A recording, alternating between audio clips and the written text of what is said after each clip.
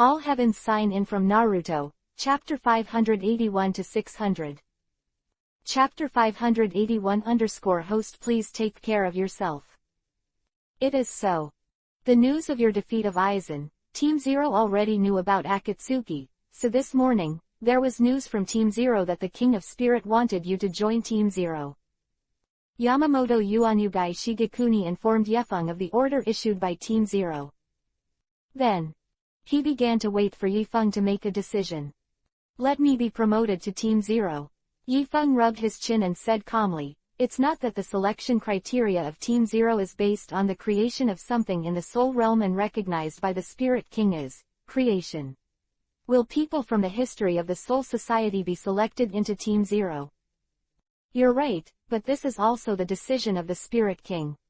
I don't know why the standard has changed. Maybe it's because you saved the soul world. Yamamoto Yuanyugai Shigekuni smiled indifferently. Yifeng's contribution to defeating Aizen this time is obvious to all. If there is no night wind, the soul world has fallen into Aizen's hands. The consequences will be unimaginable. To be honest, I won't join Team Zero, but I am very interested in the Spirit King. Can I go to the Spirit King Palace without joining Team Zero? Yifeng thought about it. Join Team Zero to stay with those 5 boring megalomaniacs, and guard a Spirit King who has been cut into a human being. Yifeng was not interested in this at all. But signing still has to be signed. And the goal of Yifeng's trip also included capturing the other Bengyu. So, in fact, after Yifeng went to the Lingwang Palace, he was definitely going to tear up his face with Team Zero. But it does not matter. Anyway, the people from the Gotei 13th team couldn't go to the Spirit King Palace, and the Spirit King himself was in a deep sleep. Even if he killed Team Zero, no one would know. By the time, it is enough for him to go back to Saranjay and continue to live his good life. This is. The old man Yamamoto frowned. To be frank, Yamamoto Motoyanagi Saijokuni didn't particularly want Yefeng to go to Team Zero.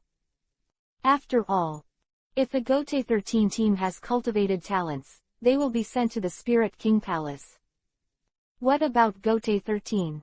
Although the 13th team of the Gotei are not aware of the affairs of the Spirit King Palace, they themselves are also protecting the Spirit King. So, what is the difference between serving below and serving above? However, Yifeng had no problem refusing to join Team Zero, but the request to visit Lingwang Palace was a bit difficult. Captain Yefeng, this old man can pass on your request to Team Zero, but whether they will agree or not is not up to this old man to control. Yamamoto Motoyasu Shigekuni said hesitantly. It doesn't matter, I believe that the Spirit King will definitely be interested in seeing me. Yifeng smiled faintly. Of course he knew that the Spirit King had long since had no will. The so-called Lingwang Palace is now under the control of Team Zero. And because of ghosts, the 2 Wang Yu will definitely meet Yifeng. And regarding Aizen's collapsing jade, Yefeng said that it disappeared with Aizen's death, but Team Zero may not believe Yefeng's statement. So, they will definitely not refuse the request to meet Yifeng. Seeing Yifeng's determined face, Yamamoto Yuan Lu Zezong nodded, and then asked, Yefeng, this old man is very curious, why did you refuse to be promoted to the Zero team? Although Yamamoto Motoyasu Shigekuni doesn't really want Yifeng to go to Team Zero. But it is indeed a great honor to be able to join Team Zero. So, Yamamoto Motoyanagi was curious about the reason Yefeng refused. The reason is simple. My sisters are staying here, how can I leave them and let them suffer the pain of lovesickness? Yifeng smiled faintly. Although he opened a harem in the world, but he also really treats the girls who follow him. If it weren't for the fact that time would stop after he left those plains, he might have stayed in the world of Hokage until the girls died before he went to the next world. So it is. It's a reason that fits your personal style. Yamamoto Yuanyugai Shigekuni smiled. It's been thousands of years. The old man has seen too many strong men. But it was the first time he had met a strong person like Yifeng who started from a girl. Okay, since you have already made a decision, then you should go back and wait for the news first. The old man will reply your request to the Zero Division, and wait for the Spirit King to make a decision. Well, then thank you very much. Yifeng smiled, and after chatting with Yamamoto Motoryu Saiju for a while about other matters, he returned to the 9th Division. As soon as you enter. Lisa Yatomaru couldn't wait to pounce on her and asked, Captain, what is the captain looking for from you? Oh, nothing. Waved his hand indifferently, and then ordered, by the way, give Hannibal a new jersey and take it to the first team. The old man has other arrangements. Oh, good. Yamanmaru Liza left the office obediently. Yifeng looked at the girls disappearing back with a thoughtful look on her face. System, isn't the trip to the Death God plane coming to an end? Yifeng asked the system in his mind. Yes, the Lingwang Palace is the last place where luck gathers. The system responded. Is it time to leave again? It's really a bit reluctant. Yifeng shook his head and said again, by the way, when will I be able to travel freely? Whoever left, take it out. Look, maybe a sign in task in the future will be able to achieve this goal. The system said. Okay. Yifeng shrugged and asked, by the way, the system has always wanted to ask you, who made you and why did you choose me? I don't know either. I hope you can help me find the answer in the future. Well, that's the problem. You can't change shape. How is this going to happen in the future? Quote. The system said, Host, please respect yourself. 2 days later. Yamamoto Yuanyugai Shigekuni called Yifeng to a team. Team Zero has allowed Yifeng to make an exception to enter the Lingwang Palace. Yifeng, you must be careful when you go to the Spirit King's palace this time. They are all freaks. Well, I understand. Yifeng nodded, looked at the old man Yamamoto and asked, by the way, old man, have you seen the Spirit King? To tell you the truth, the old man has never seen the Spirit King. Yamamoto Motoyasu Shigekuni shook his head and explained, long before this old man founded the Spirit Palace, the Spirit King Palace already existed, and the Zero Team also already existed. Although this old man has been to Lingwang Palace, he has not been summoned by Lingwang, so he has never seen it before. Quote. Chapter 582 Spirit King's Secret. That's it. Yifeng nodded thoughtfully, looked at Yamamoto Yuanlu Saiju Changguo and said, actually, I have seen some things about the Spirit King in the Great Spirit Book Corridor. Do you want to know? Although Yamamoto Uenyanagi Saigakuni was the leader of a killer organization before he founded Seraiti, he has a lot of dark past. But during the time Yifeng was in contact with the old man, he still recognized the old man as a person. So, he felt that there were some truths that still needed to be known to the old man. Oh, is there anything wrong with the Spirit King? Yamamoto Yuanlu Saiju asked with a slight frown. Then, Yifeng briefly summarized some of the plots he had seen in the official novel of the God of Death in his last life. I told Yamamoto Moto Ryusai Shigekuni. Actually, before the 100 Eternal, the entire Death God world is a state of life and death, a world with neither progress nor retreat. All living things are part of the spiritual cycle. Until later, under the action of the rules of the world, a creature like the virtual was born. Void begins to devour humans. Since then, the cycle of the spiritual child has completely stopped. If the void is allowed to be swallowed by the infinite, then all the souls will eventually become a huge void, and the world will fall into complete stillness. And this time, the Spirit King was born. He uses his own annihilation power to destroy the void. Let the world start the cycle again. After countless years of evolution, Master has the power of death appeared in the world. Then, the ancestors of the 5 noble families, including the Shiba family, did not recognize such a world. Their motivations vary. But inconceivably it has the same purpose. They want the 3 realms to separate. Human, soul, void. Everyone lives in their own fields. For this purpose to be achieved, they need the power of the Spirit King. So, they discussed with finding the Spirit King together. Finally, when the ancestor of Shiba was about to convince the Spirit King, the ancestor of Tsunayashiro took the opportunity to seal him in the crystal. Actually, with the strength of the Spirit King, it is not particularly difficult for him to break through the mere seal.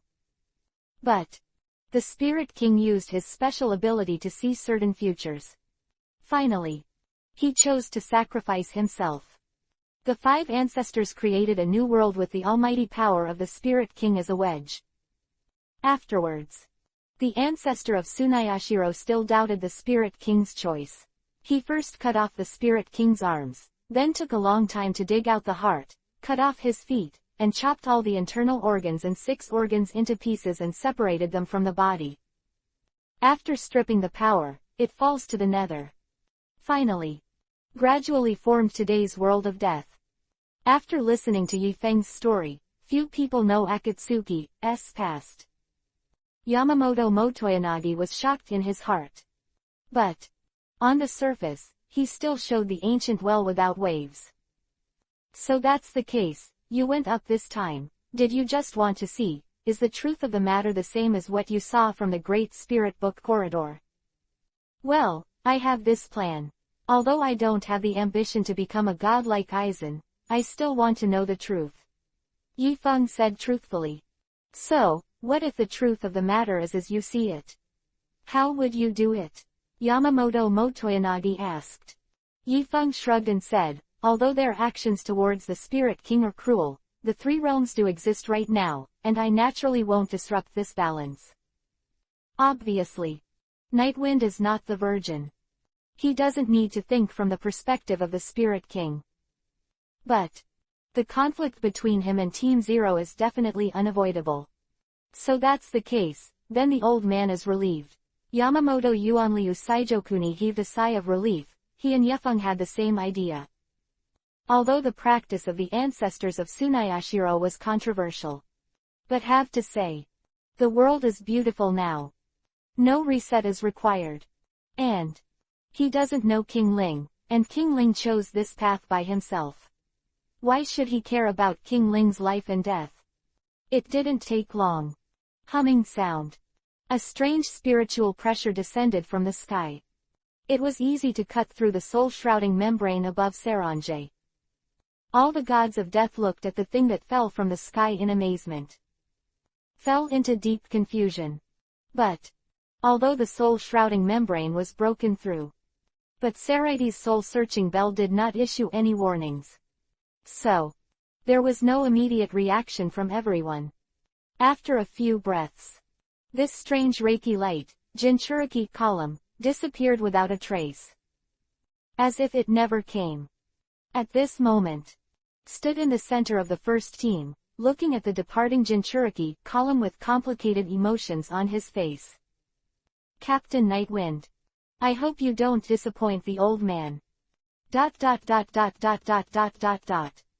Jinchuiki column carriage of Team Zero. The person who brought him into the Lingwang Palace was Shutara Senjumaru. She has black medium-length hair with bangs on the side, with intricate golden hair accessories and a white shawl with buckles. She has a beautiful face and a pale complexion. She is an elegant woman with 6 skull arms. Shutara Senjumaru used to work in the Technology Development Bureau before being selected to Team Zero. She is the most junior female member of Team Zero. There is only 5 of you living in a huge palace of the King of Spirits. Don't you really think this kind of life is boring? Yifeng looked at the entire Lingwang Palace. The architectural style of Lingwang Palace is very majestic and open. All 5 of them have their own palaces, and the palaces are connected by wide streets, just like a small town. But, apart from the Spirit King, there are only 5 of them in the entire Lingwang Palace. I don't know what their Tenten are doing in the sky. Is it boring? It depends on how you define the concept of interesting, at least for the concubine. When no one disturbs the concubine while doing research here, this kind of life is very interesting. Shutara Senju Maru looking at Yifeng unsmilingly, he said, "Let's go, everyone is waiting for you in front." Yifeng saw that Shutara Senjumaru didn't seem to be interested in chatting with him. He didn't say any more. Silently followed Shutara Senjumaru to a large hall. As soon as you enter, a hearty laughter suddenly sounded. "Ha ha ha, kid, you are finally here." Laughter fell. The main soldier, Ikibe, appeared in front of Yifeng with the other three. "Little devil, you rejected the promotion of Team Zero, and you even dared to ask to meet us. I have to say that you are very courageous." Meiwu Wangyu looked at Yifeng and said, "Hey, what are you doing? My little brother just came to us, so don't scare people." Yujo Kiryu laughed and looked at Yifeng with a kind face. Chapter 583 Just a blacksmith, dare to call himself the god of swords. Let's stop talking nonsense. After all, everyone is busy, so let's go straight to the question. Kirin Temple Tenshiro's face was thin, with a hook-shaped nose, a straw stick in his mouth, and his expression looking at the night wind proudly. To this, Yifeng smiled lightly, took out a large comfortable chair from the system space, and sat down. "That's right, everyone is really busy, just go straight to the topic." Then Yifeng took out an apple and bit it into the water. "So, should you start first, or should I start first?" See Yifeng's performance. The 5 members of Team Zero looked at each other. Subsequently, the head guard, the head of the monk soldier, laughed, and put his hands around his chest, looking at Yifeng with great interest. "Very good, you really are an interesting little guy," so the old man asked directly, "Your Zanpakudo, I heard it was called Goosh." The voice of a soldier from the head of the army fell. His figure disappeared in place like a ghost. Next moment, he had already appeared in front of Yifeng and grabbed Gui Che at Yifeng's waist. But, obviously, he was thinking about peaches. Yifeng stood still, and threw the apple core out of his hand. Although the core was weak, it was covered with a layer of incomparably solid spiritual pressure, which made the monk really eat a whale. Whoosh!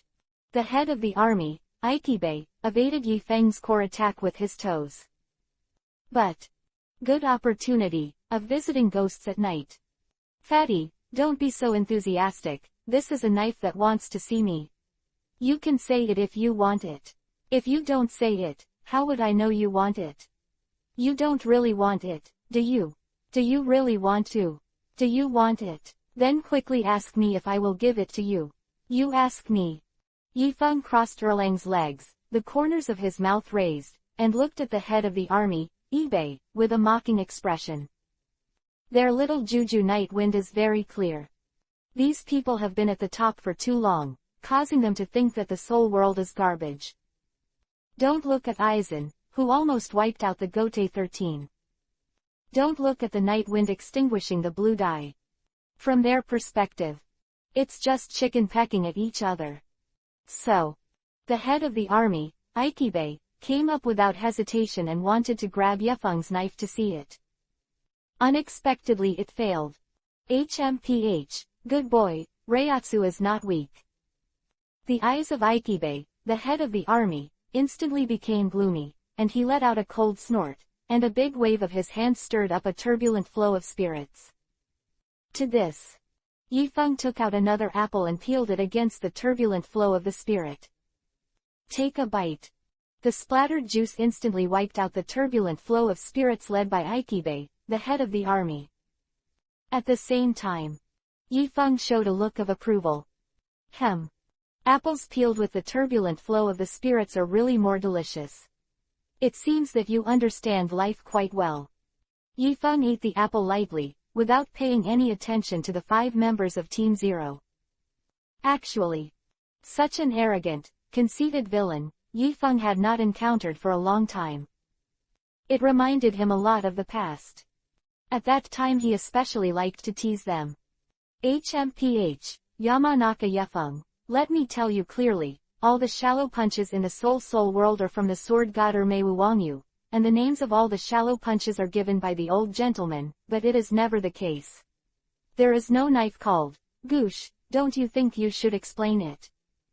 The head of the army, a soldier, has made 2 attempts to test Yifeng. But in the end they all fell short. It turns out, Yifeng was not as easy to deal with as he imagined. So, he temporarily relinquished force. That's why he wanted Yifeng to explain Gui Che's problem to them. Actually, I didn't have to explain anything to you old people. But, since you have asked sincerely, then I will tell you with great mercy. The original name of my knife seemed to be called West Wind, but I thought it was too aggressive, so I beat him up and changed it to Goosh. Heard the word West Wind, and his face showed a look of stunnedness. Zanpakuto with this name really exists.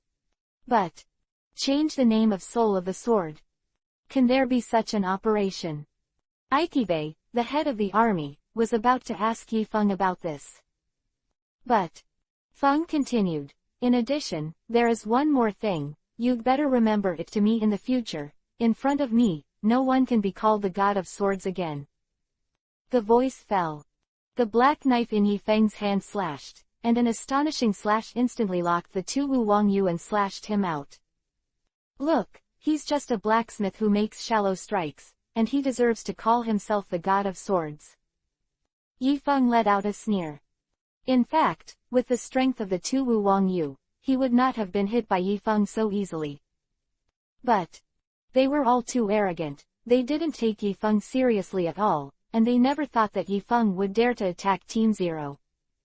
The key is, it's obviously the one soldier, the head of the monk's army, who is messing with you.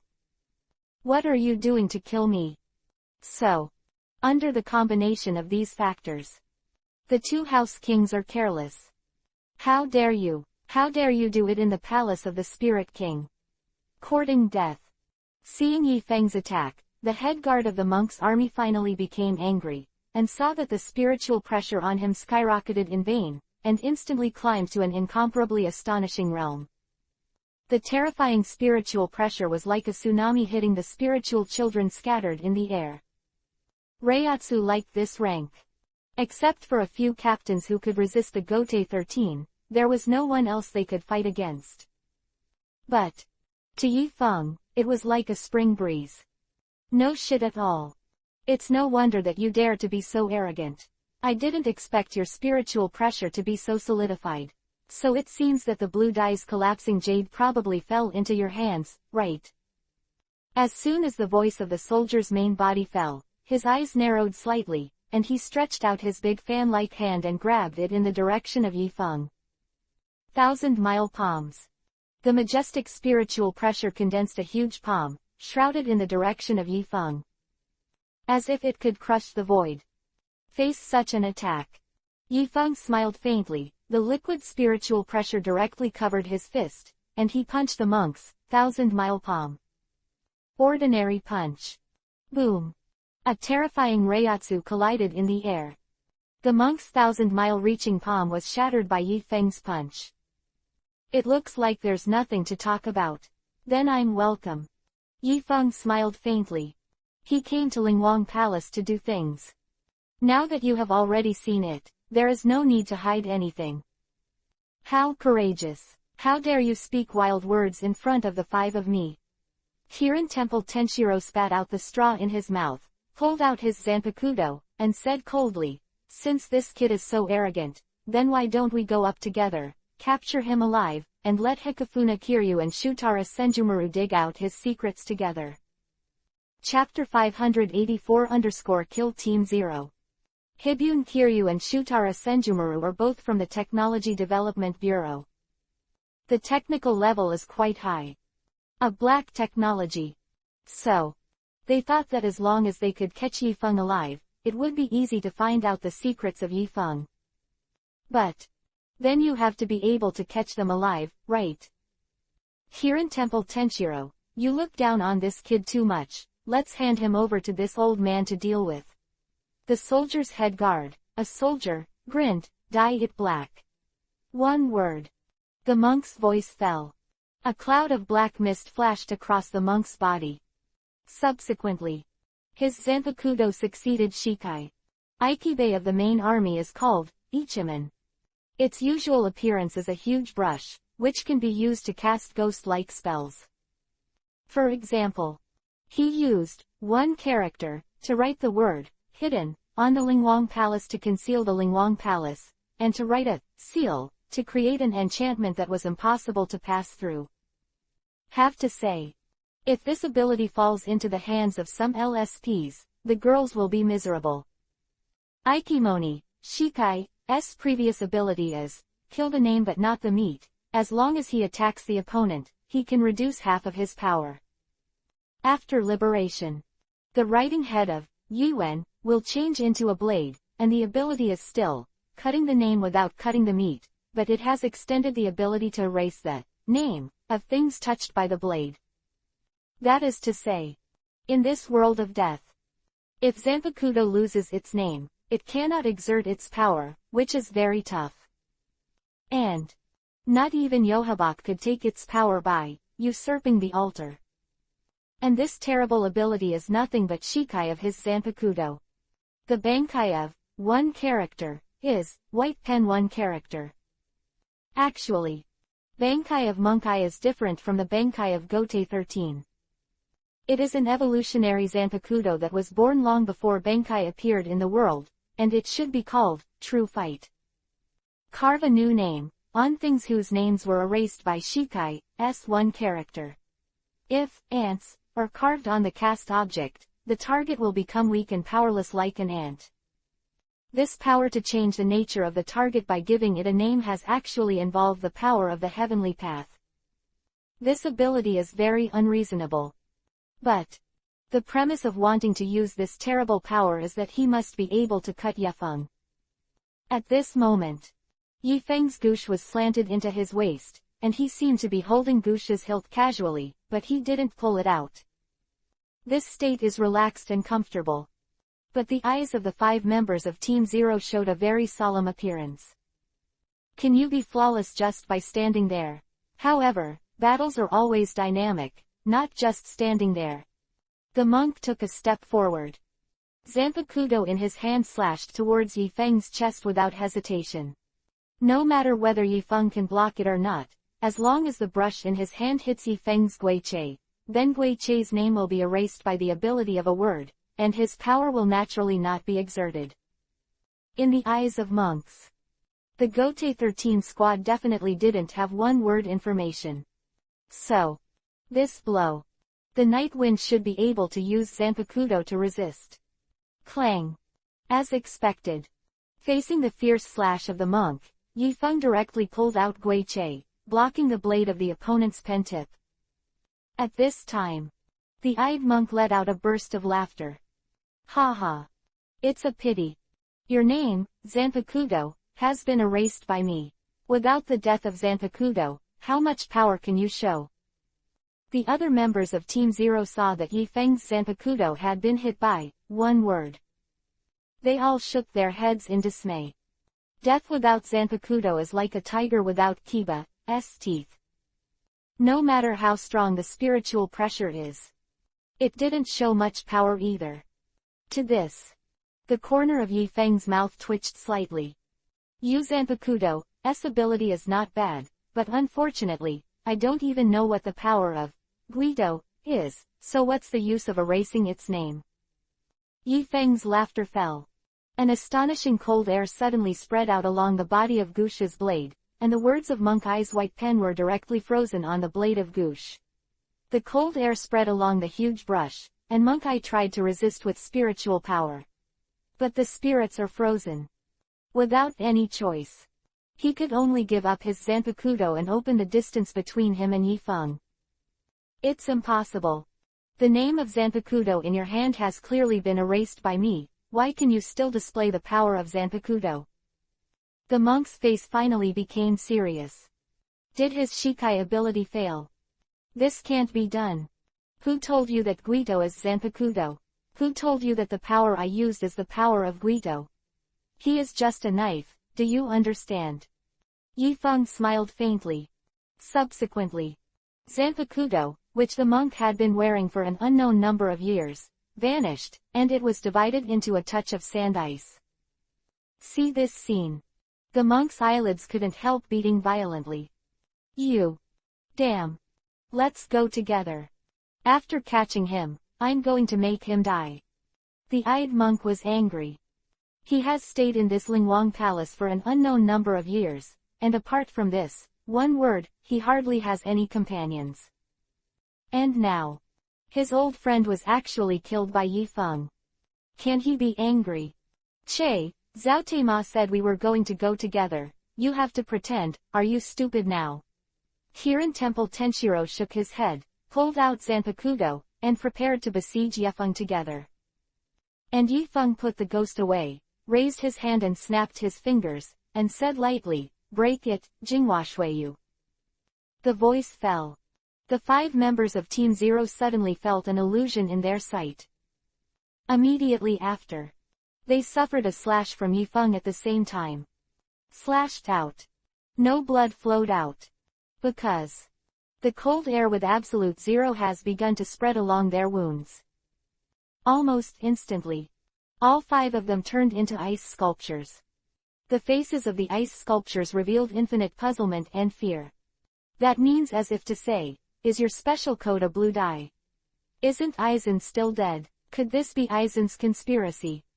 To this, Yifeng shrugged nonchalantly, indicating that they might be too imaginative. Before killing Aizen, Yifeng used his fastest speed to send Aizen's Kyoka Shuiyu into the system space, completing the weapon fusion. So, Ghost plundered Kyoka Suzuki's hypnotic abilities. That's all. Chapter 585_Death Plane ends. I know you guys are immortal, even if your body is destroyed, as long as the Spirit King still exists, you can be resurrected by calling your name, so I won't kill you, just put you in this ice sculpture, that's it, let you also experience the feeling of being sealed in a crystal by the Spirit King. Yifeng smiled faintly. Subsequently, he walked in front of the icy Hefeng beauty Shutara Senjumaru, his fingers crossed the ice, and he took Bengyu out of her arms. Ding! It is detected that the recovery of the second collapsing jade has been completed. Please go to the king's side to complete the sign-in. Hear the system prompt. Yifeng opened the soul eye, and it didn't take long for him to find the Spirit King. What a pitiful god. He clearly has the power to maintain the 3 realms, but he was turned into a human being. Yifeng shook his head and came to the palace of the sealed Spirit King. Just like what Yifeng saw on the screen in the last life. Spirit King, the supreme god of the death god plane, was sealed in the crystal like a joke. But Yifeng didn't intend to save him, just let him continue to exist as the wedge of the 3 realms. Ding! It is detected that the host has arrived at the check-in location, and has arrived at the check-in condition. Now check in. 10, 9, 8, 7, 6, 5, 4, 3, 2, 1, 0. Ding! Congratulations to the host for successfully signing in and getting a reward, the unity of spirit and flesh. The sound of the system fell. Yifeng felt a little stunned. Oneness of spirit and flesh. Yifeng frowned. Immediately after, the unspeakable force once again did something unspeakable to Yifeng. Yifeng felt a very significant change in his body. Although he still has the characteristics of the spirit child. But he could feel his flesh recovering. It blends perfectly with his spirit body. Hi! My Juchao Jindan is back.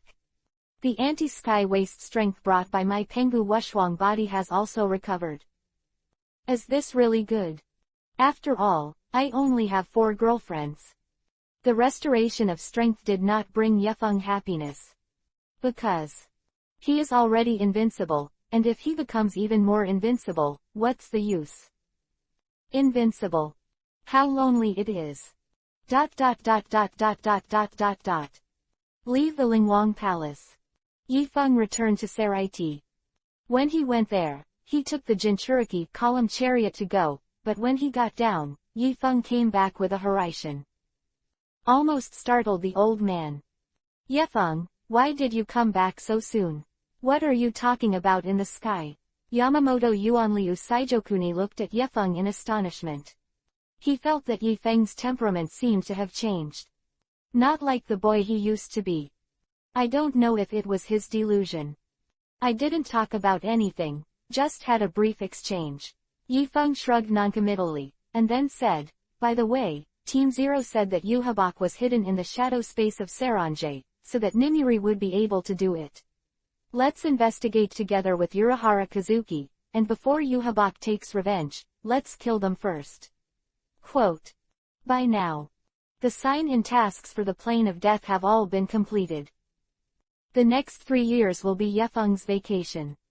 So, before the official leave, Yifeng plans to deal with Audiobook first, so as not to come out as a demon in the future and affect his mood on vacation. Hear the news. Yamamoto Motoyanagi Saijokuni was shocked. Shadow space. Audiobook. That is to say, that man was hiding under his nose and they didn't even know it. Humph. Those daring Quincy masters have been hiding in Saranjay. What the hell did Ni Yuli do? I can't find out. 3 months later. With the cooperation of Nima Yuri and Urahara Kazuki, the Soul Realm finally opened the shadow door to the shadow space. Originally, Yamamoto Yuanyugai Shigekuni intends to personally lead the main force into the shadow space and fight the final battle with the lingering Quincy. But Yifeng rejected his proposal. Because that would be too much trouble. There are also meetings to discuss, to determine tactics, and a lot of processes to go. How could it be more convenient to let him go there and destroy the Invisible Empire at will? Then, Yifeng stepped into the Shadow Gate alone after arguing against everyone, and came to a vast white space. This is the final kingdom of the Quincy. Invisible Empire. The space of the Invisible Empire is a special spiritual space constructed by the group of Quincy masters who survived thousands of years ago in the shadow of Siaringe. It's here. There are no 4 seasons and no alternation of the sun and the moon. The whole space is deserted. Even more lonely than the virtual circle. In front of the night wind, a majestic palace stands at the core of the entire space. There is the place where Quincy lives, called the Temple of Ice. Tisk tisk. Speaking of which, the Quincy clan is really pitiful. They were chased and beaten thousands of years ago, and they can only live in such a ghost place for 1,000 years and dare not go out. Then I will do good deeds and end your poor fate. At this time, Yifeng had already appeared directly above the Temple of Ice. But, because Yifeng's current strength has been restored, and the momentum on his body can be freely retracted, the Star-Crossed Knights did not notice Yifeng's arrival at all. They are still holding daily regular meetings in the Temple of Ice, discussing how to return to the Soul World, doing the dream of becoming the king of the 3 realms again. At this time, a strange voice suddenly resounded between heaven and earth. That sound was probably like this. How many floors should a bag of rice resist? A bag of rice must resist the 2nd floor. A bag of rice is more than enough. I wash a bag of rice. There is mud. Who gave you a bag of rice? Spicy Tensen. Immediately after, a terrifying repulsive force fell from the sky. The Star Crusaders hadn't figured out who was there to carry the rice and they were wiped out. At this time, Audiobook was still asleep. No resistance at all. That's it. Yifeng looked at the completely destroyed ice temple in the air, shaking his head indifferently. Although he doesn't have a Rinnegan. But Tensegan can also control repulsion. So, Yifeng chose Cosprey to give Nagato a hand, and sent a batch of New Year's goods to the Quincy. That's it. The Invisible Empire is gone. Yifeng returned to the Soul Realm, resigned as the captain of the 9th Division, and brought his sisters to the present world. Live a good life. But, after slightly expanding the team size, he made a guarantee before going to the next plane. That is, no matter where the next plane is, he must give his body a holiday. Draw a line with the girl. ... Call. The Plane of Death is finally finished, although the last part is a bit sloppy.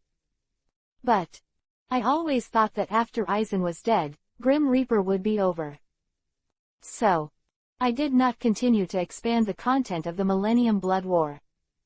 As for the complete display, Bavint, Muramasa, the plots in these anime will not be written. Because there is really nothing to write about these contents. If you force them to write, it will be nothing more than watering. Not like water anymore. The water on this plane is already very deep. Then, as usual, I need a small summary at the end of each volume. It might take you a minute or two. Cough cough. First, let's talk about death first. You may not have seen the Dead Sea trilogy, but you may have heard of it. In the Sea of Dead trilogy, my personal favorite is the God of Death. The God of Death heats the blood. Whenever the battle music comes out, the whole person will become blood-boiled. Of course, Hokage and One Piece are also hot-blooded manga. But they have a lot of funny styles in their blood, which is completely different from the God of Death.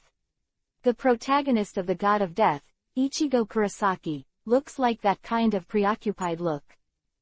Not as sunny as Naruto and Luffy. So, Reaper's style is completely different from the other two. Second, say it yourself. To be frank, I'm very bad at writing this one. This is absolutely admitted. In fact, the best part of this book is probably the first volume of Hokage. At that time, I was fully prepared. Although some of the content may dissuade some people, what I wrote is what I like. I've watched it myself no less than 5 times. Every time I look at it, I can't help but think, why was it so well written at that time? It's funny tilde. As for the God of Death, presumably everyone can see from the stock that it is no longer good.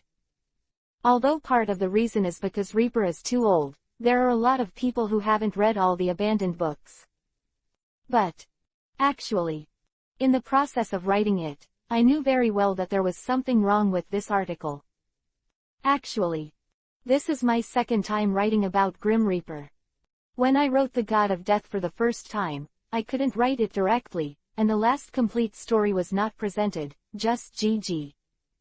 This time, although the writing is not good and there are problems with the writing, at least the story is finally written completely. Why is Death so hard to write? Because Grim Reaper is a serious, hot-blooded comic in my eyes. Its style of painting is in conflict with the style of writing in this book. I also don't want to forcibly amuse everyone in the original book, so I believe everyone can feel that my style of writing the God of Death is not the same as the previous one. Of course, this is also because my level is indeed limited. Third, the next plane is One Piece. This is my first time writing One Piece, so I'm a little nervous tilde. Chapter 586_One Piece opens. The sky is blue and the sea is wide. From time to time, seagulls, a symbol of peace, skim across the sea. If someone counts them carefully, they may find that, so far, a total of 75,959,708 have flown from here. At this moment, on the golden sand, Yifeng was holding a pot of Fat House Happy Wine in his hand, lying on a comfortable beach chair, basking in the sun and blowing the sea breeze, watching the girls in bikinis play in the water. Although he is neither fat nor homely. But drinking in such weather and looking at girls does make people feel very happy. Soon, a delicate-looking young woman walked towards Yifeng. She has sassy and heroic pale pink long hair, a pair of purple sunglasses on the bridge of her nose, a slender lady's cigarette in her mouth, and she wears a rose hue-colored professional attire and a navy shawl of justice. Her name is Tina, she is the Navy Shao commander and Yifeng's adjutant. Lieutenant General, Marshal Sengoku told you to come over, it seems to be related to the 5 old stars. Tina stood beside Yifeng obediently, looking at Yifeng's resolute face and strong body, she couldn't help but swallow. Swallowed. The adults in the family are fine with everything. It's that the character of this salted fish is so speechless, it's almost as good as that of the Yellow Ape General. 5 old stars again. Are those 5 old bangers annoying all day long? If you bother me again, be careful, I'll kill Mary Joa and destroy them. Yifeng shook his head and turned the jug upside down. When I got down, I found that the wine was completely dry. Tina, have you brought any wine? The kind you brewed by yourself. See the appearance of the night wind. Tina shrugged her shoulders speechlessly, sucked the cigarette in her mouth in one breath, glanced at Yifeng and said. In the case of wine, of course Tina brought it with her, but can you stop making such terrifying remarks? Although Tina has the appearance of a tall and cold royal sister. But when she talks, she always likes to say, how is Tina, how is Tina? This kind of contrast is very cute in Yifeng's view. This is why Yifeng insisted on accepting Tina as his adjutant. I know, let's get the wine first. Yifeng sat up from the beach chair, took the jug in Tina's hand, drank it, and nodded approvingly. As expected, it was made by Tina herself. The taste is very good. After getting drunk, Yifeng stood up and walked to the beach, stretched his limbs against the sea breeze, and threw the jug directly into the sea. What exists is not necessarily reasonable. The reason why the Tianlong people can still be intimidating is because they have not provoked me. Otherwise, do you think I will let them go? Nightwind shrugged. It has been more than 2 years since he came to the plane of One Piece. Over the past 2 years, Yifeng completed a lot of messy check-in tasks. Get a lot of check-in rewards that seem useful but don't actually use much. But this is also impossible. With Yifeng's current strength, let alone the 4 emperors and 5 old stars, even this planet, if he wants to explode, he can explode at any time. So, he simply regarded One Piece's journey as a vacation. Live a life like a salted fish here. In the end, he became a vice admiral of the Navy headquarters by accident. Live a life of spring blossoms facing the sea. But, as the night wind said, although he is very salty, but in the process of going out and signing in, no one who provokes him will end well. Not dead or dead. And the most terrifying thing is, Tina had never seen Yifeng seriously move her hands. Pirates of any rank. Yifeng is an understatement to destroy the other party. Sometimes Tina also thinks in her heart. Is it really like what Yifeng often said in her ear? Guy's mama sells first. Yuhi's white-hued slaughtering pigs and dogs. I really want to know how high the upper limit of the strength of my Lieutenant General is. Chapter 587 _ Fish Night Breeze. Lieutenant General, although you are very strong, but don't make it difficult for Marshal Sengoku. If your remarks just now spread, Marshal Sengoku will probably explode again. Tina shrugged helplessly. She knew Yifeng had a good relationship with Sengoku. So, as Yifeng's adjutant, she couldn't watch her lieutenant fall out with Marshal Sengoku because of these things. Okay, for Sengoku's sake, I'll make a big decision in the future. Yifeng smiled indifferently, grabbed the clothes from the ground, put them back on, and then touched Tina's pink hair. Ended Tina's welfare and said with a smile, I'm leaving first, I'm going to Sengoku to clock into work. ... Navy Headquarters. Office of the Marshal. Sengoku had just ended the call with the 5 old stars, and was sitting at his desk with a depressed look on his face. Cap, can you stop eating now, you old man? Hurry up and come up with an idea. How can I fix Yifeng's affairs? Sengoku silently looked at Garp, who was eating senbei. Although it seems very condescending. But in fact, I don't want to be envious. Why? The Admiral, are worried about the 1010, but the old thing Garp is either eating or on the way to eat. Oh, you mean Yifeng? Cap laughed, pouring all the senbei in his hand into his mouth, and said with a smile, Yifeng doesn't want to join the world government and be the lackey of the 5 old stars. It's also a normal thing, and you can't force others to be difficult. Hear what Garp has to say. Sengoku's forehead suddenly turned black. Damn. Be careful with your words. The 5 old stars represent world politics. How can you be so slanderous as a navy? Sengoku slapped the table sharply.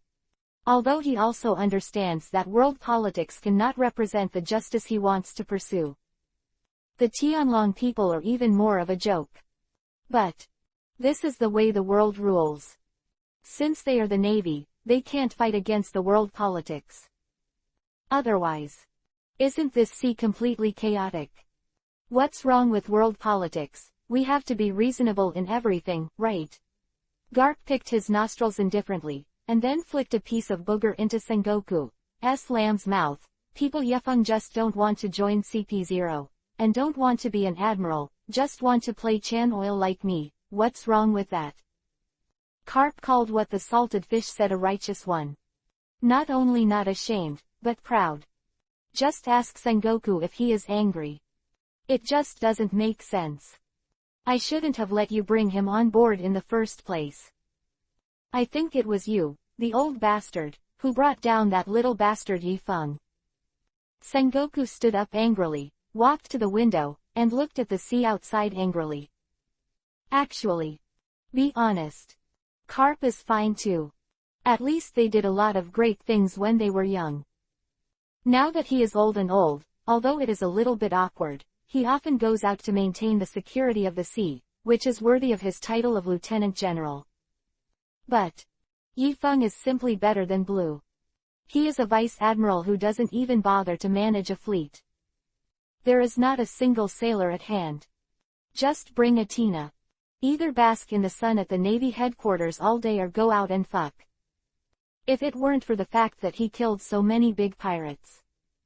Sengoku has long wanted to educate him. He was going to let Yifeng understand a truth. That is, don't be too salty as a man. Just when Sengoku thought of this, suddenly, Yifeng's voice came in from the outer door. Old Zan, are you talking ill of me again, old guy? I don't think you have any part in tonight's Cosmos Big Xiaomai. It's such a happy decision. Chapter 588_Take a Trip. Yifeng's voice fell. It was as if a bolt of lightning had pierced through Sengoku's temple. Sengoku's expression instantly stiffened. The saliva couldn't help but want to flow out. At this time, Carp stood up and laughed loudly. Ha ha ha. It was so good. Tonight, there is actually a big cosmic steamed wheat to eat. And since there is no Sengoku's portion, can this old man eat more? Ha ha ha, wonderful, it's really wonderful, just like what kind of seed Meow eats, what kind of corner she lives in, what kind of house. Although Carp couldn't remember the witty things Yifeng said. But he is really happy. During the time when Yifeng joined the Navy headquarters, from time to time, Yifeng will personally cook for everyone a delicious meal that they have never seen or eaten. Either Carp or Sengoku. In the face of Yifeng's cooking skills, he has no resistance at all. Have to say, Yifeng had already firmly grasped their stomachs. So, when Sengoku heard the terrible news, cold sweat immediately flowed down. His eyes rolled, and he instantly changed to a smiling face, and he stepped forward and put his arms around Yifeng's shoulders. What I said just now is obviously thanks to Garp, a naval hero, who has cultivated talents like you. Who's talking bad about you behind your back? Tell me, I'll send the 3 admirals to catch him. Have a look. The iron-boned battle situation. In order to eat a little, I actually started not to get fat. Really? Yifeng showed suspicious eyes, sat on the sofa carelessly, crossed his legs and asked, I heard Tina say you have something to do with me. What's the matter? Although everyone in this room is somewhat funny. But, after all, everyone is a Navy. Occasionally a little more serious. Get things done first. Sengoku hesitated for a moment, then said, it's still the matter of the 5 old stars and CP0, but this time, they said that they are going to come to the naval headquarters in person, and they must bring you back to Mary Joa to join the world politics. To be frank, Sengoku himself is quite clear about this approach of the 5 old stars. Isn't the night wind just a little better? This is to poach people from my navy. Do you want to lose face? But After all, the 5 old stars are the superiors of the Navy, and they have orders, and Sengoku can't refuse. And what the 5 old stars said also seems to be very reasonable. People say, Yifeng doesn't even have a decent warship in your Navy headquarters, and there is not a single soldier under his command except Tina. This clearly shows that the Navy is targeting talents like Yifeng. So, the 5 old stars are going to come to the Navy headquarters to meet Yifeng in person. To this, Sengoku was rather speechless and worried. Speechless. This is really a man sitting on a pot at home and coming from the sky.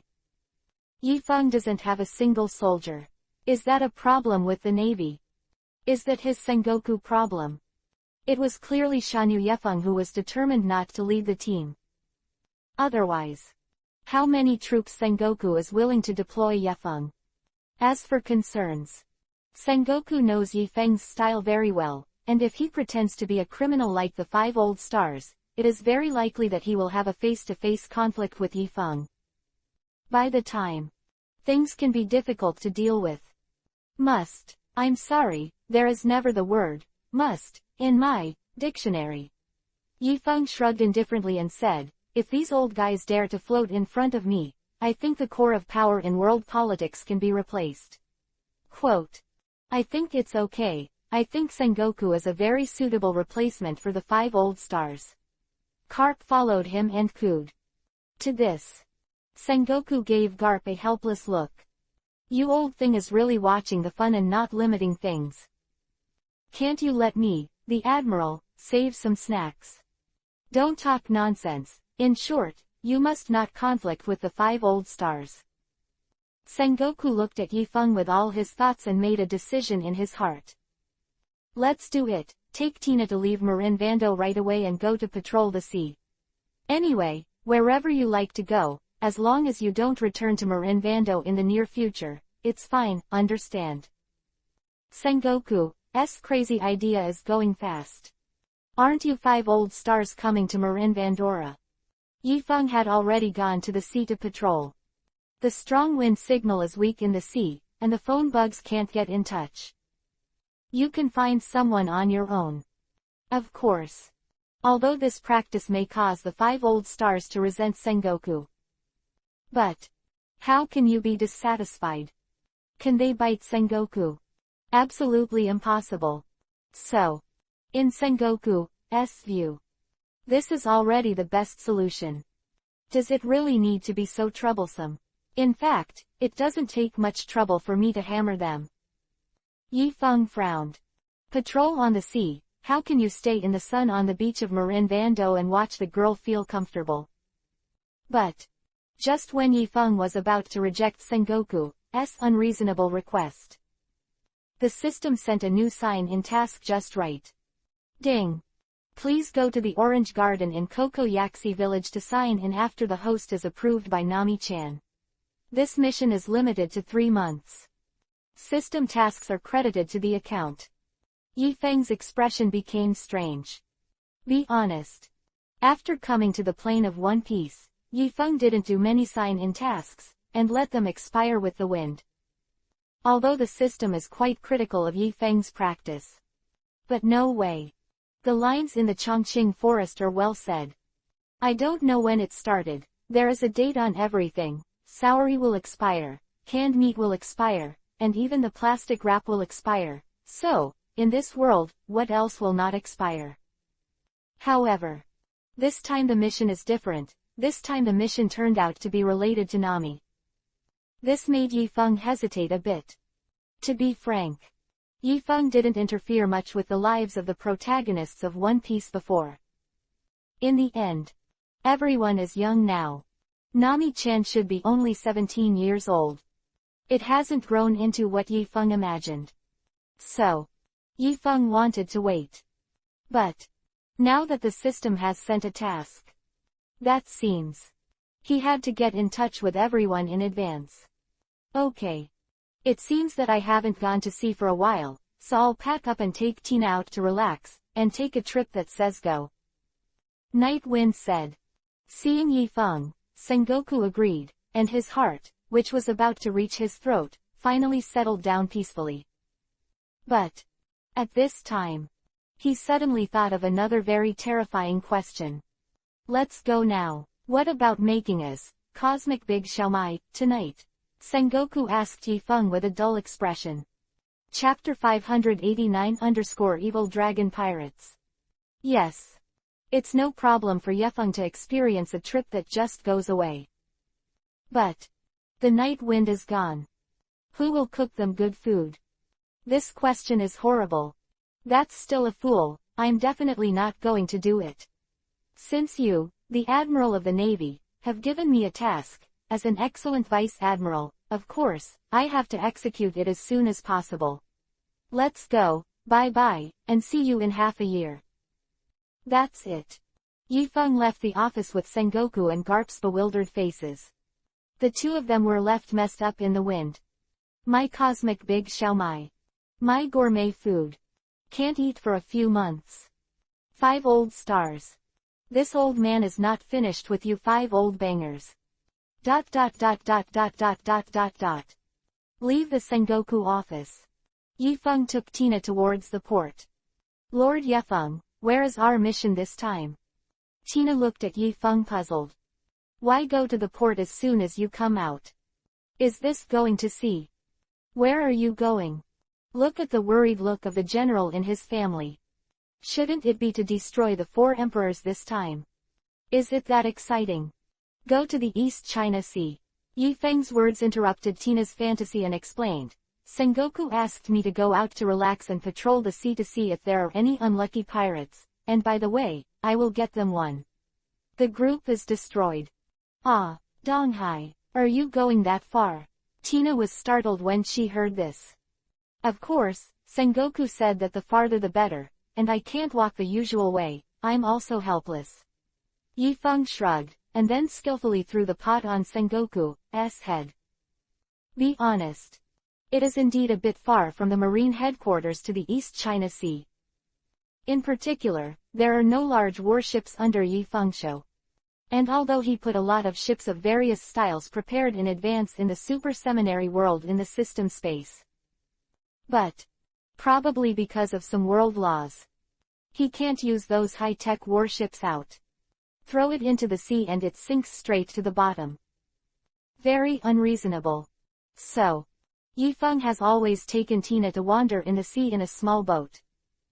But, don't look at Yifeng's small boat. But the speed of the boat is not slow at all. Because Yifeng can use Tensagen to manipulate repulsion and gravity to move the boat. Speed is much more efficient than wind. Moreover, after all, someone is an old driver. ... Time flies by. East China Sea. Evil Dragon Pirates. The Evil Dragon Pirates is a large-scale pirate group established by the Murloc Aaron in the East China Sea. Aaron was originally a cadre of the Sun Pirates. Later, because of many stories, Aaron left the Sun Pirates, left the Great Route, and came to the East China Sea. In the East China Sea, Aaron formed the Evil Dragon Pirates. They successively attacked dozens of large and small villages in the East China Sea. The end, he successfully occupied more than 20 villages, including Nami's hometown of Kokoja Village, and established a long paradise on Kokoja Village. Although his strength is very weak.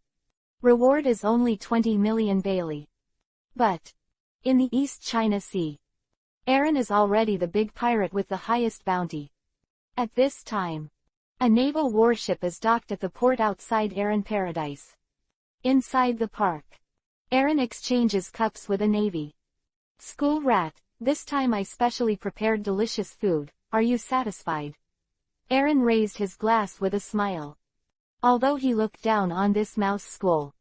But, mouse school is indispensable. Of course. Along Yi did a lot of good to the mouse school. So, although he looked down on a navy like a mouse, he really needed such a navy scum. He, yes, after all, I'm not a picky person, you say so. Mouse Sheng school mouth corners are frivolous, revealing a lewd look on his face. By the way, I can remind you that the boss said recently that they are going to investigate the world, so you'd better be honest with me recently. If you dare to do anything, be careful that I can't spare you the first one. Mouse School is far inferior to Aaron. But Shang of the 16th branch of the Navy. Even if he is not the opponent of the Aaron pirates, but if the entire branch makes a move and joins other branches, Long Yi can't resist it either. Hee hee, don't worry, I've always been honest, but the villagers around me insisted on sending me money. What should I do? You say so. Aaron shrugged with a grin. Ah yes, haha, it makes sense. The enthusiasm of the villagers is understandable, but try not to overdo it. You can grasp the size yourself. The mouse Shang touched the arms of Aaron and gave it to him. The money feels very fragrant. That's right, come on, have a drink. Then Aaron continued to exchange cups with the mouse. Middle. Nami walked to the pool with a bowl of food. She took off her shoes, soaked her tender feet in the water, and moved the little manatee and began feeding it. Far away. Mouse School looked at Nami's back, pouted at Aaron, and said, I heard that the little girl stole a big pirate not long ago. I guess she is almost saving money, right? Is it possible to do it? Scare ha ha ha, don't worry now, it seems to be only 8,000 to won Bailey now. Wait a minute, anyway, the money can't escape, do you think so? Long Yi glanced at Nami with a look on his face. Smile. The agreement between Aaron and Nami is known to the rat school. They also have plans. Wait until Nami really wants to save 100 million Bailey. Mouse School will take the Navy to capture the illegal income that Nami stole. By the time Nami has no money, she could only continue to work for Aaron and continue to accept Aaron's exploitation. All in all, it is absolutely impossible to spit out the fat Aaron that is obtained. Kokoja village is Aaron's back garden. How can you let it go? I can only blame Nami for being too young. I still don't understand the dangers of this world. This means that Murlocs have little interest in human girls. Otherwise, perhaps what greeted Nami was another tragic story. The other side. Nami threw food into the water while soaking her feet.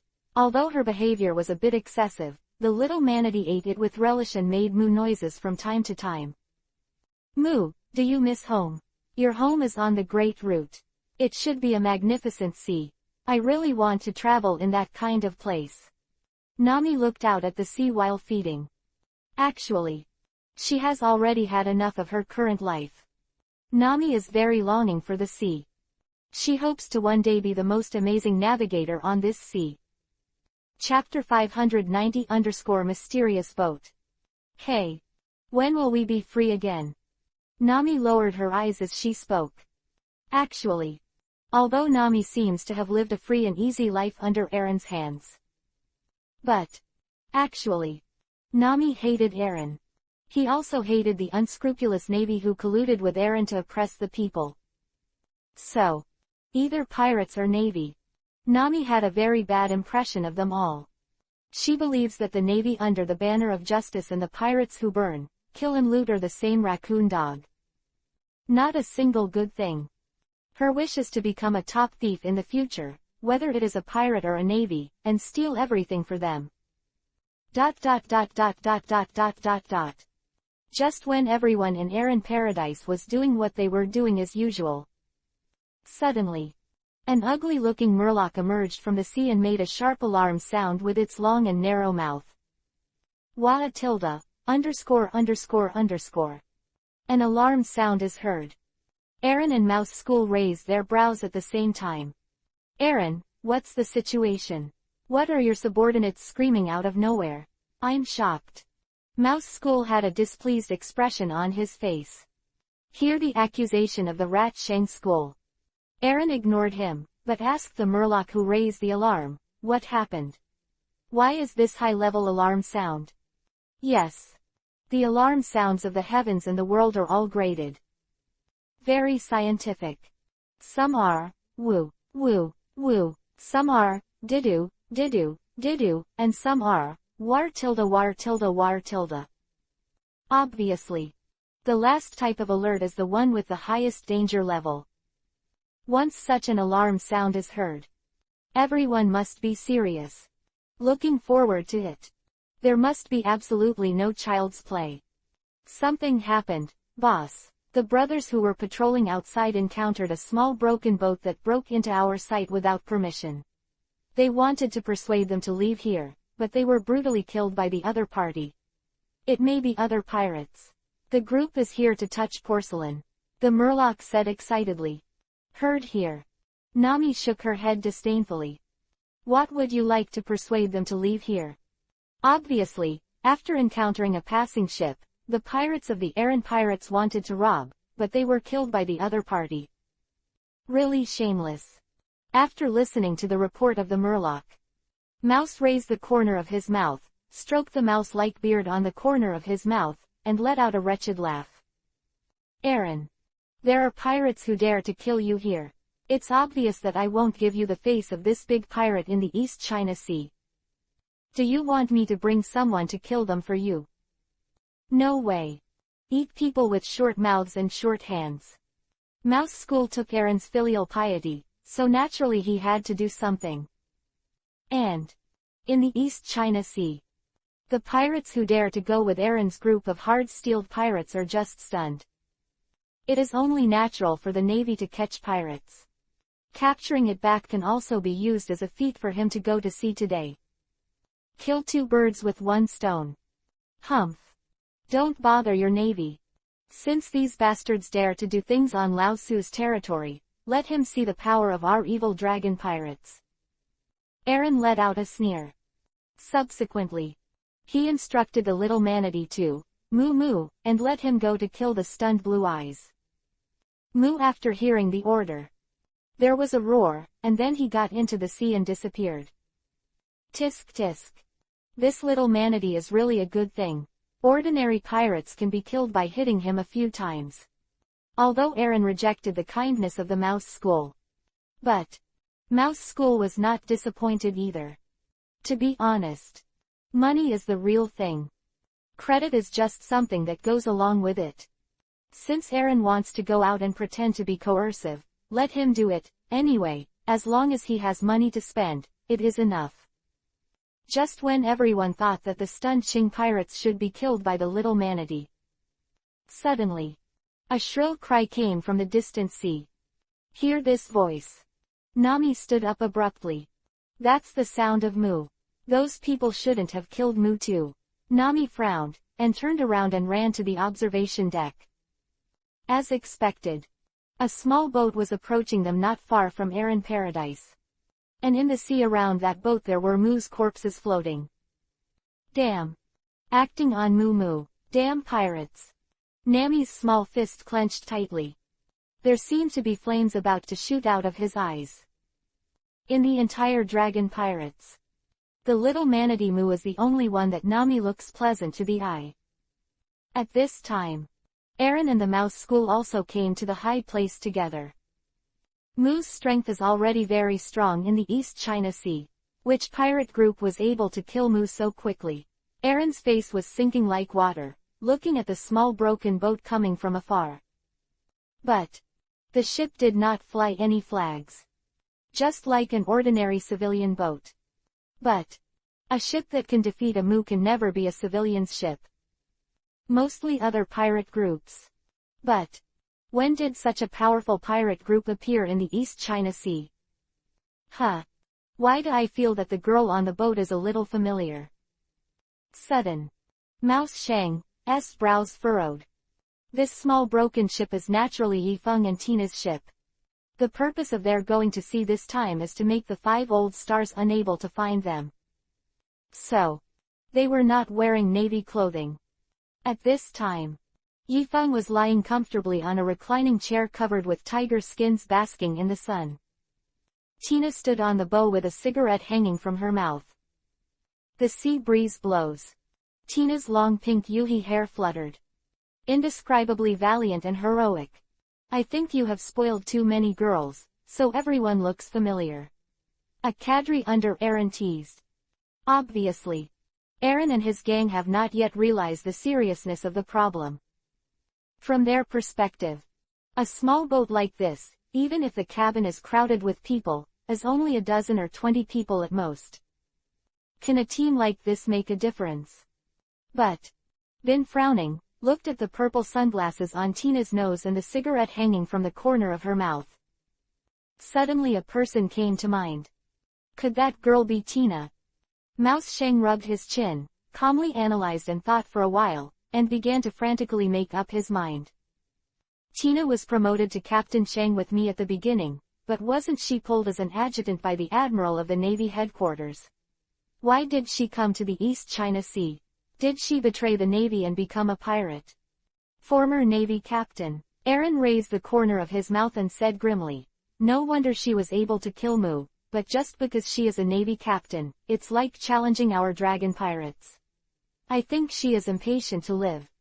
Chapter 591 _ Is that scary manatee yours? No way. The East China Sea is such a place.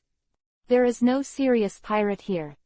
So, no one would have thought that a general like Yi Feng would go to the East China Sea and come to trouble Aaron. Otherwise, Bandit King dare to come up and serve a bottle of wine according to Yuhi's head indiscriminately. He's crazy. So, Aaron and the others also think that Tina is the captain of this ship, and Yi Feng, who is lying behind, is probably just a little white face raised by Tina. But wait until the boat is getting closer and closer to a long paradise. Yi Feng finally stretched and sat up, showing his true face. At this time, seeing Yi Feng's true appearance, Colonel Mouse was suddenly stunned. Fog grass. Isn't this special code Lieutenant General Yi Feng? Did he take Tina to become a pirate? What about trouble? Actually, this can't be blamed for the mischievous thoughts of Colonel Mouse. After all, in general, proud navies always wear navy clothing when they go out to sea. This is their honor. So, Colonel Mouse would preconceive that Yi Feng and Tina might have betrayed the navy. Oh. Is it really the general's replacement? Aaron raised his eyebrows when he heard the words. Although Aaron is pretentious in the East China Sea, he is not stupid enough to underestimate the Vice Admiral. Especially the Vice Admiral who has the qualifications for the replacement of the General Admiral. Lieutenant General of this level. When the opportunity is right, they can be promoted to Admiral at any time. And the Admiral is the strongest and top combat power in the Navy. Even if it is placed on the Great Route, it can suppress one side. Not to mention the East China Sea. The little ones, be honest with Lao Su and welcome them in with the warmest ceremony. Aaron's eyeballs twitched. Although you were originally a Navy, but now you seem to be pirates too. Since everyone is a peer. Are you worried about wool? Then, Aaron Paradise opened its doors. He brought Yi Feng in with the enthusiasm of the cadres. To this, Yi Feng said it was very difficult. He was here this time to destroy them. They were so polite, how could Yi Feng be so embarrassed to do it? So, Yi Feng felt that he had to find a breakthrough point first. Then what? The terrifying sea cow just now was your accomplice, right? You dare to send a terrifying creature like the manatee to attack me, are you very daring? After Yi Feng went ashore, he pulled a chair and sat down. He looked at Aaron with a bad look on his face. The intent is obvious. As long as Aaron dared to admit it, Yi Feng would immediately kill them. I want to say that this is actually a misunderstanding. I wonder if Your Excellency will believe it. Aaron swallowed his saliva, his head turned rapidly, and he began to think about countermeasures. At this time, Nami stood up directly, looked at Yi Feng aggressively, and asked, You really killed Mu? You are so hateful, how can you bear to do it? It's just a little manatee. Although the manatee looks cute, Tina can feel that its body is very suffocating. It must have killed a lot of crimes, and it's not a loss. Tina snuffed out the cigarette beside her mouth and spit out a smoke ring. Said lightly, You guys. Although Tina was right. But, in Nami's view, Mu is just a cute little manatee. Although it is also a member of the evil dragon pirates, and although it has also killed people, it is impossible, just like her little thief cat. Why not give it a chance? At this time, Aaron sees Nami accusing Yifeng with such an attitude. Looking at it, I still want to be hard steel with others. He hurriedly pulled Nami back and scolded, damn. Mu ran out without my order and attacked others indiscriminately. I didn't like it for a long time, and it was good to be killed. Have to say. Aaron's response was quick. In just a few words, the responsibility was shirked. To this. Although Nami felt that Aaron was quite shameless. But she could only forcibly swallow the grievance. No way. Don't look at her name as a cadre of the dragon pirates. But she is really too weak. The weak have no human rights in the face of the strong. In the end, Nami could only give Yifeng and Tina a vicious look. This scene made Yifeng very speechless. His sign-in task this time needs to be approved by Nami-chan first, and then he can go to Kokoja village to sign in together. But just met. Nami's impression of him actually dropped to freezing point. What about trouble? Yifeng felt that it was necessary for him to come out and operate a wave. Then, Yifeng's eyes fell on Colonel Mouse, who was about to escape secretly, and said lightly, Colonel Mouse, since everyone is here, what are you going to do? Yifeng decided to use Colonel Mouse first to act as the incarnation of justice to restore Nami-chan's approval. After Colonel Mouse heard Yifeng found out that he was going to slip away. Cold sweat immediately flowed down his forehead. Captain Mouse, as a naval captain, why did you appear in the pirates' base camp? Tina took off the purple sunglasses on the bridge of her nose, hanging on the chest. He looked at him coldly. This. Colonel Mouse was sweating coldly, and he didn't know how he should answer for a while. It's actually nothing. Don't be nervous. Look at me, the Vice Admiral, isn't I in this pirate's base now? Yifeng said indifferently. That's it. Colonel Mouse smiled awkwardly, and was about to wipe the cold sweat from his forehead, but his expression suddenly froze, and he asked in confusion, you? Or a Vice Admiral? You're not a pirate. Hear Colonel Mouse's silly question. Yifeng seemed to understand the crux of the problem. Nami hates pirates. And he and Tina are both going out in casual clothes, so Nami must have misunderstood them. Then, Yifeng looked at Colonel Mouse like a fool and said, aren't you talking nonsense? If a Vice Admiral of mine becomes a pirate, then the bounty will fly all over the sky soon. Heard here.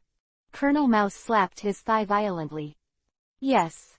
Why didn't I think of such an obvious question earlier? Then, Colonel Mouse heaved a sigh of relief and wiped the cold sweat from his forehead. To be honest, the reason why he wanted to slip away just now was because he thought Yifeng was a pirate and he was a navy. But it's different now. Since Yifeng is still a Vice Admiral. So, are you still a family? Is he afraid of hair? Then, Colonel Mouse's eyes rolled, and he hurriedly walked up to Yifeng and said flatteringly. Lieutenant General Yifeng. To tell you the truth, I am in the base camp of the evil dragon pirates. That's because I received anonymous reports from enthusiastic people, so I came here to fight the evil dragon pirates in person. Chapter 592 _ Killing the chicken to get the eggs is not advisable. Colonel Mouse spoke with awe-inspiring righteousness. Nami was shaking with anger. The Navy is so shameless. You can even say such nonsense. It is as black as a crow in the world. Rat. You scum. As the money I just gave you to feed the dog. How dare you bite back? Aaron yelled at Colonel Mouse. Although everyone's friendship is made of plastic. But you don't have to turn your face so fast, right? If you don't make Lao Su feel better, don't even think about your special code, everyone will die together. You took money from someone. That's bribery. Yifeng glanced at Colonel Mouse and asked, Tina, what should I do with taking bribes? Tina was about to speak. Colonel Mouse hurriedly said, I can't. The money is all the loot I captured from the dragon pirates. My subordinates originally planned to bring it back to the 16th branch and turn it over. Since the Lieutenant General is here, I will wait for a while. Send someone to the Lieutenant General's ship. Hear this. Aaron was so stupid that he almost called him a good guy. The loot seized. Yifeng couldn't help laughing. He had never seen such a shameless person before. How much was seized? 5 million Baileys. Colonel Mouse stretched out a slap. I'll send it to your ship later. You're only 5 million and you want to trouble me to deal with it.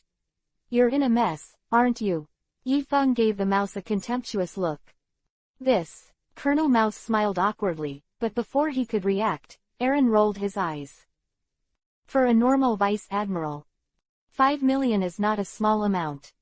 Their annual salary may only be so little. But judging from Yifeng's disdain for 5 million, he definitely has other sources of income. So, Aaron feels that he has seen through the essence of Yifeng. Little 8. Get me the 2 treasure chests in my room now. Aaron hurriedly ordered. Not much effort. Xiaoba came to Yifeng with 2 large treasure chests. After opening it, there were at least 100 million Bailey's treasures inside. Lieutenant General Yifeng, it's rare for a character like you to come to the East China Sea once. This amount of money is a gift from my Aaron to you. Aaron smiled lightly. Dignified Vice Admiral. Without taking a warship or wearing a military uniform, he brought a secretive-looking adjutant to the base camp of the evil dragon pirates. This purpose is self-evident. Don't you just want money? For you. It's a big deal to grab it later. A gift for me. Yifeng looked at the money in front of him indifferently, smiled and said, You are offering a bribe to me, is this really appropriate? How can this be a bribe? This is clearly the spoils of war you seized from me. Aaron smiled slyly and said, Of course, as long as you can let our dragon pirates go this time, you can do it every year in the future. Come and capture it once. Although Aaron doesn't like humans very much. But, in the face of life and death, some bottom lines should be lost. Anyway, everyone is a pirate who burns, kills and loots. I have no face and I am not afraid to continue to lose it. Listen, it's no wonder that Aaron can safely be his big pirate in the East China Sea. It's not without reason. Yifeng pointed at Aaron with a smile, then turned to look at the mouse and asked, Mice, tell me, are you shielding Aaron all these years? Colonel Mouse looked at the smile on Yifeng's face. I already have a number in my mind. It turns out that the Lieutenant General is here to make money. Say it earlier. Look to scare people. It's still Lieutenant General Yifeng's brilliant eyes, who saw through our little tricks at once. Are you or the Lieutenant General? Colonel Mouse bent over and stood beside Yifeng with a flattering face, his eyes twitching. Turning around, he suddenly said, By the way, Lieutenant General, I know that in the orange orchard of Kokoja village, there is also a stash of stolen money. Would you like my subordinates to help you get on the boat? Hear this. Aaron took a deep breath. The reason why he was so generous with all his money to buy his life. It was because he felt that he still had Nami's small treasury in his hand. But, once the secret was told by Colonel Mouse, then this time, he could pay the jingle.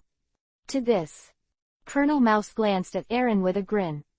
What about trouble? There are hundreds of millions of Baileys in his room. The results of it. Only a few million for Lao Su every year. What about the beggar?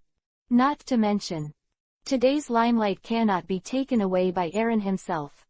He used Nami's 80 million borrowed flowers to offer Buddha. If he can climb Yifeng's thigh, then his career will be stable in the future. At this time, Nami, who was standing in the back row, was dumbfounded. She looked at them in horror and said loudly, How do you know my money is hidden in the orangery? That money is all the money I'm going to use to save the village. I won't let you take it away. You wicked robbers. There were already tears in Nami's eyes. The 80 million Baileys were exchanged for Nami's life over the years, in order to collect 100 million Baileys, and then let Aaron let the villagers of Kokoja village go. Now, seeing that this goal is almost reached, suddenly ran out. What kind of bullshit is going to take away her life-saving money? Nami's heart was filled with hatred. She can't wait to swallow Yifeng alive, but unfortunately she knows that she doesn't have this ability. Asshole. Dare to yell in front of General Yifeng. Aaron, should you take care of your subordinates? Or I'll take care of it for you. Colonel Mouse pulled out his pistol unhappy and aimed it at Nami, trying to teach her a lesson. But Yifeng, however, waved his hand, signaling Colonel Mouse to calm down first. Subsequently, Yifeng said to Tina, Tina, remember what happened just now? It's all written down. Tina nodded and put away the notebook. Okay, let's judge directly. Yifeng clapped his hands and said, the evil dragon pirates are the one to blame. Burning, killing and looting in this generation is unforgivable. Colonel Mouse of the 16th Marine Branch, disregarding justice, collusion with pirates is equally unforgivable. They are both capital crimes and can be executed. Quote. Yifeng's voice fell. Everyone present was dumbfounded. This flip came too fast for them. For a while, they seemed to be unable to react. Lieutenant General Yifeng, he. Colonel Mouse looked at Yifeng with a bewildered expression. He didn't understand. Didn't he agree to make money? Why did the money explain clearly what the death penalty is now talking about? This is a typical behavior of killing chickens and taking eggs. This is not advisable. Chapter 593 For me, money is the least valuable thing. The big mouse is ready to show his heart to Yifeng. But Tina has already launched an attack after receiving Yifeng's order. Colonel Mouse only felt a touch of pink yuhi-colored hair floating in front of him. Immediately after, a small bloody hole appeared between his eyebrows. Although Mouse and Tina are both naval captains. But mice are the kind of people who get mixed up by relationships.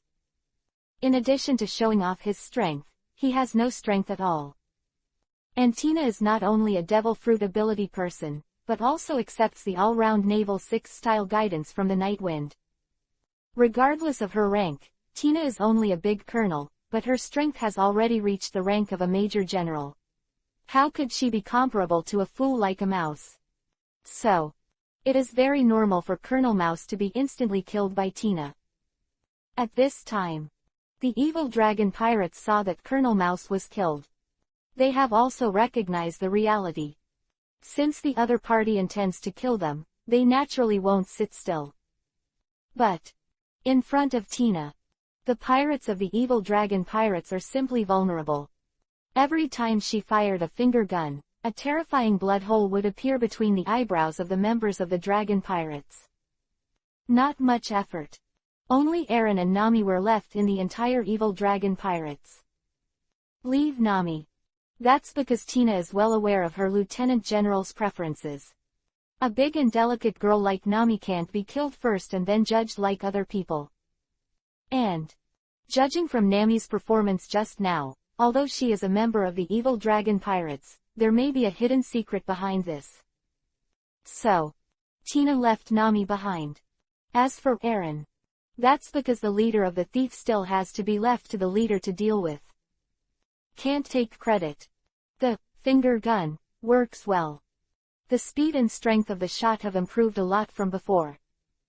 It's not in vain that I train you day and night. However, the speed of shaving is still a bit slow, and you have to learn from me in the future. Yifeng nodded meaningfully at Tina. It is worthwhile for Yifeng to teach Tina so seriously. Tina's progress is still obvious. But this originally very normal conversation made Tina's pretty face slightly yuhi. She lowered her head secretly. What day and night, what day? The lieutenant general was talking nonsense again. After praising Tina, Yifeng's eyes fell on Aaron. At this time, Aaron was already injured all over, and he looked at Yifeng with a grim face. You humans often say that thieves are also right. But you took my money and killed you, don't you think it's too despicable? To this, Yifeng shrugged indifferently and said, you're right, thieves have their own way, but it's a pity, I'm a navy, not a thief. The voice fell. Yg 8 trigrams vacuum palm volley shot. I saw a strong wind blowing by. Aaron's upper body was directly blasted into powder. So far, the biggest pirate in the East China Sea has fallen. ... Nami watched as the pirates and navy who were alive and kicking not long ago all turned into corpses in the blink of an eye. She was shocked deep inside her. Nami couldn't understand what was going on for a while. She just stared blankly at Yifeng walking towards her. Both calves were shaking violently. Nami, I just heard you say that you were forced to join the dragon pirates in order to save the villagers, right? Yifeng looked at Nami with a sincere smile. To this, Tina felt a little puzzled beside her. When did people say this? Why didn't I write it down? I did join the Aaron pirates to save the village. I never killed anyone, nor did I do bad things, all I stole from pirates. Let's do it. Nami swallowed nervously. Although Yifeng's smile seems very warm and sunny. But the smell of blood around her made Nami very flustered. Well, she really is a good girl. Yifeng nodded and comforted. Don't worry, you don't need to do those dangerous things in the future. The evil dragon pirates have been eliminated by our navy. The village is safe. Hear Yifeng's words. Nami finally reacted gradually. Yes. Aaron and the mouse are both dead. No one will be lawless in Kokoja village in the future. Everyone was rescued by the navy. This moment, Nami looked at Yifeng in front of her, and the fear in her eyes gradually turned into gratitude. Turn out to be. There are such righteous people in the navy. And he is so handsome. Simply perfect. That's it. Yifeng finally changed Nami's opinion of him with his actual actions. Tina, count the spoils of the dragon pirates. These are the ill-gotten gains they squeezed from the surrounding villages. As a navy, we must return them to innocent villagers. Yifeng ordered.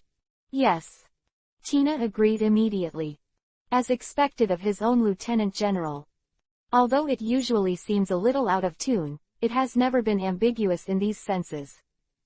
Especially, the lieutenant general does not love money at all. It's like treating money as dung. Of course. In fact, she didn't know that there were too many valuable treasures in Yifeng's system space, and they were all prepared for him by his wives in the super seminary. Not much to say. Buying the 4 Cs is not a big problem. Not much effort. Tina and Nami skillfully collected all the property looted by the dragon pirates. Add those that Aaron gave Yifeng before. There are almost 230 million Baileys in total.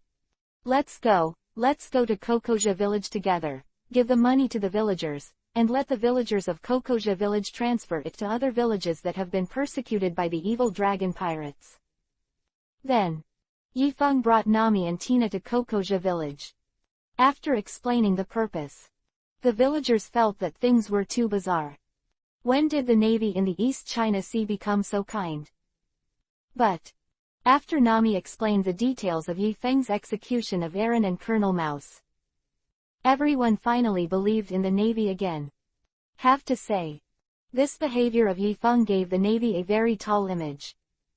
People are beginning to believe in justice again. ... Orangery. Nami came here with Yifeng and Tina, and dug up the place where she used to store the stolen property. Lieutenant General Yifeng, the money here was not stolen from the villagers by the evil dragon pirates, I stole it from various pirate groups. I was going to use it to save Kokoja village, but now if you can't use it, I'll just give it to you. ... Happy New Year everyone. Chapter 594 This boat is going fast. Nami smiled lightly. Although she is a little thief cat who loves money, she also has a bottom line. Yifeng helped them so much, how could she not express her gratitude to Yifeng? But Feng shook his head and said nonchalantly, no need, money has never been my pursuit. You can keep the money yourself or distribute it to everyone, you can do whatever you want. Isn't it just money? The least valuable thing here in Yifeng is money. Seeing Yifeng's unmoved appearance, The simple Nami-chan was finally convinced by Yi Feng's high-spiritedness. Nami's bright eyes flickered. She couldn't stop thinking about Chunin. How can there be such a righteous person in this world? This moment. Yi Feng's radiant and tall image has filled Nami's entire mind. Then, the system also issued a warm reminder. Ding. Detected that the host has been approved by Nami-chan. It is detected that the host has arrived at the orangery in the village of Kokoja accompanied by Nami-chan. Start signing in. 10, 9, 8, 7, 6, 5, 4, 3, 2, 1, 0. Ding. Congratulations to the host for successfully signing in and getting a reward. Armament Hockey Express Card 10. Sign in ends. Armament Hockey Express Card. The power system of the One Piece world is relatively simple. Nothing more than devil fruit and 3-color domineering. Signed up for more than a year. Yi Feng's 3-color domineering has long since been elevated to the ultimate level. As for the devil fruit. Although Yi Feng has never signed in for a devil fruit, if Yi Feng wants it, he can buy the best devil fruit at any time. But, actually, Yi Feng wasn't particularly concerned about the abilities provided by devil fruits. So, he had no intention of taking devil fruit at all. After all, that taste had turned him away. Look at the 10 black cards that appear in the system space. Yi Feng calmly flipped through the system instructions. Armament Hockey Express Card. The host can use it on his own crew. After using it, the crew can get a Grandmaster level armament hockey. After reading the description of the item, Nightwing nodded. That is to say, although this card is useless to Yi Feng himself, but it can help Yi Feng quickly form a strong team. Not bad either. Useful than the Disguise, Beauty Master, and Grandmaster that I got from the previous sign-in. By the way, Nami, I heard from you on the way here that your dream is to become the most powerful navigator in the world. Yi Feng asked Nami with a slight smile. Well, yes, I want to become the strongest navigator and draw the most complete map of the world. Nami looked away from Yi Feng's face, looking at the sea in the distance, showing a longing look. Well, very good, there is just one navigator missing on my ship. I think you can join the Navy and become my crew member. I can take you all over the world in the future. Yi Feng smiled lightly. Nami's goal is to map the world. Not a mere map of the Great Route. Goals like this. Yi Feng felt that maybe only he could help Nami realize it. After all, One Piece's planet is actually huge. Although there is no danger in the 4 seas. But it is not easy to travel all over the world. Join the Navy. When Nami heard Yi Feng's invitation, a very surprised expression appeared on her face. Can I really become a Navy? I'm afraid I don't have the qualifications. Don't look at the ordinary soldiers in the Navy who look weak. But the Navy is very demanding when it comes to recruiting. And Nami herself is a thief. She never imagined that she would one day become a Navy. Don't worry, I'm a Vice Admiral. I said that you are qualified if you are qualified, and what is the most lacking in the sea? Isn't it a navigator? Talents like you, as long as they join my fleet, I will directly appoint them. You are a Rear Admiral, Colonel. Yi Feng looked at Nami seriously. This is not Yi Feng making cakes for Nami again. Although according to the normal process, Yi Feng does not have the right to directly appoint a major. But, with his plastic flower friendship with Sengoku, as long as he is willing to form a team, Sengoku will definitely fully support Yi Feng. Making an exception to promote a major is not too much. School. Nami's sister Nuo Chigao hugged Nami's arm after hearing the news, and said sincerely, Nami, don't be in a daze, hurry up and promise Yi Admiral Feng, after you join the Navy in the future, you must work hard and don't embarrass our Kokoja village. Nami and Nokigao's adoptive mother, Belmer, was originally a Navy. So, the two sisters actually have a very special affection for the Navy. Nami smiled, looked at Nuochigao, and said, "How is that possible? I am the woman who will become the strongest navigator in the future, how could I possibly embarrass the village?" Speaking of which, Nami naturally agreed to Yefeng's invitation. After all, that's an admiral colonel. And he's a navigator on the night wind. Not only can he gallop freely on the sea and maintain justice, but he can also learn the character of integrity from the night wind. Do more than one thing. Then, next, under the warm hospitality of the villagers, Yifeng stayed in Kokoja village for 3 consecutive days. During these 3 days, Yifeng used medical ninjutsu combined with high-end beauty techniques to help Nami and Nochigao remove the tattoos of the dragon pirates. And Yifeng also gave Nami a whitening and beauty package. The fat is rich and the thin is thin. It made her more like the Nami-chan in Yifeng's impression. 3 days later, Yifeng finally set sail amid the villagers' reluctance. Embark on a journey to become the king of the sea. ... Sister Tina. How on earth did our ship move? Even if you don't even have a sail, why can you run so fast? Nami stood at the bow of the boat, looking at the speeding boat with a confused look, falling into confusion. The world in front of her was clearly beyond her knowledge.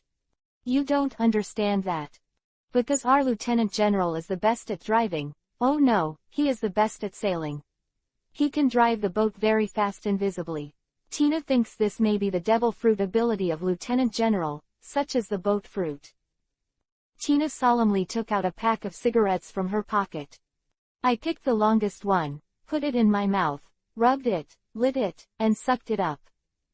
Ship and ship fruit. Nami looked at Yifeng who was resting in the cabin, fell into deep thought, and said with a slightly lost expression, but if that's the case, then I, a navigator, will be against Yifeng. For Lord Feng, isn't it useless at all? Chapter 595 _ Forget the Windless Child. Nami Grandmaster all kinds of sailing knowledge. Her sailing skills are no less than that of regular navigators in the Navy. But if the boat runs itself, isn't her little knowledge useless? What can you do in the future?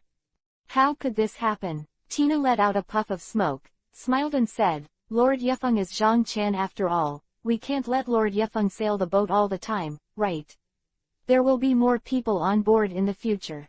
After that, everyone can sail normally, Lord Yefeng just needs to lie there and stay still. Quote. Ah, yes, as long as we work hard enough, Lord Yefeng can lie still, and all my little knowledge can be used. Nami also laughed happily. She felt that she would definitely in the future will become a very useful person to Yifeng. ... That's it. The 2 girls chatted happily on the bow, and soon became familiar with each other and became good sisters. After a while, Yifeng stretched his waist and walked out of the cabin. Come to the bow. Tina, Nami, do you want to become stronger? Yifeng looked at them meaningfully and asked. I do, of course I do. If I can't become stronger, I won't have the right to follow Lord Yefeng all the time. Nami blurted out without thinking. Tina also thinks. Tina has been working hard to improve, and will never live up to your expectations. Tina spit the cigarette into the sea and looked at Yifeng seriously. Well, very good, since you all have this kind of consciousness, then let me help you make a hang of it. Yifeng smiled faintly. Actually, Yifeng originally had certain considerations about whether to use the armed color quick card or not. After all, Armament Hockey Grandmaster is not a great power though. But this instant ability is absolutely shocking. If you take out these small cards, Yifeng can't tell how much impact it will bring to the world. But Yifeng thought about it later. The impact is the impact, so what does it matter? It was someone else who was shocked anyway. Then Yifeng is ready to hang up the girl. Open. What does that mean? Nami blinked her big bright eyes and looked at Yifeng with a confused look. Have you seen these 2 cards? Yifeng didn't explain anything. He directly took out 2 Armament Hockey Express cards, handed them to Nami and Tina, and said, "Attach them to your forehead and wait to witness. A miracle will do." Quote.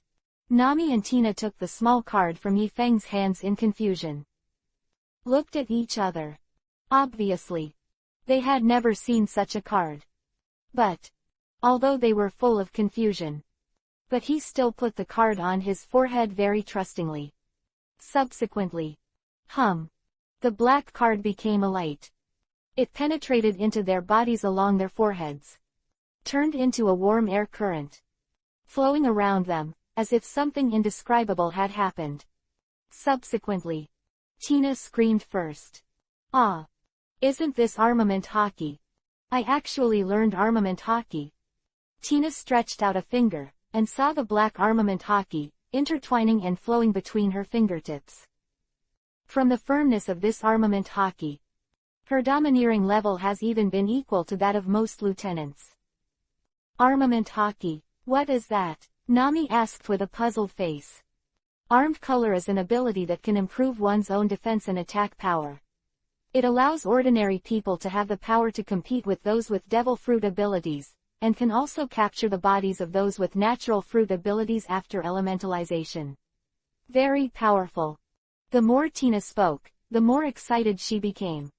There was an undisguised excitement on his face. Actually, armament hockey itself can be acquired through practice. But this process is very difficult. Tina has not practiced until now.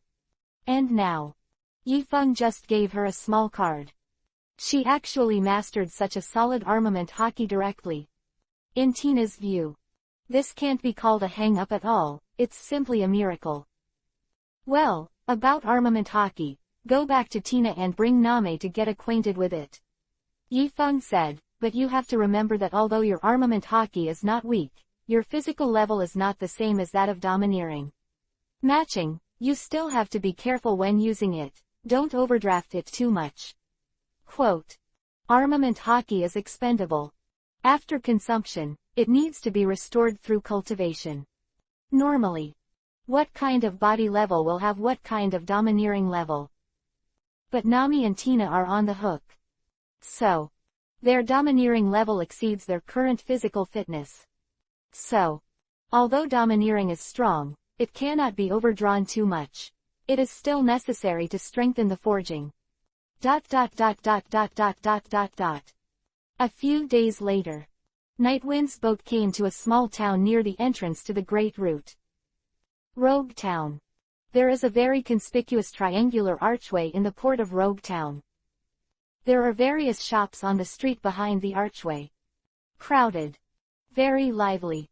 Lord Yefeng, why are we coming to Rogue Town? Are you planning to return to the Great Route from Upside Down Mountain? Tina asked, standing beside Yefeng. Ah, shouldn't the Great Route start from Upside Down Mountain? Nami asked in confusion.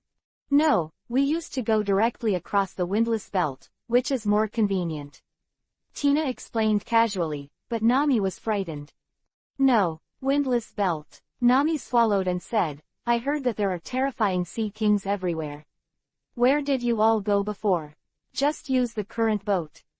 Of course, it's this boat. Tina nodded solemnly.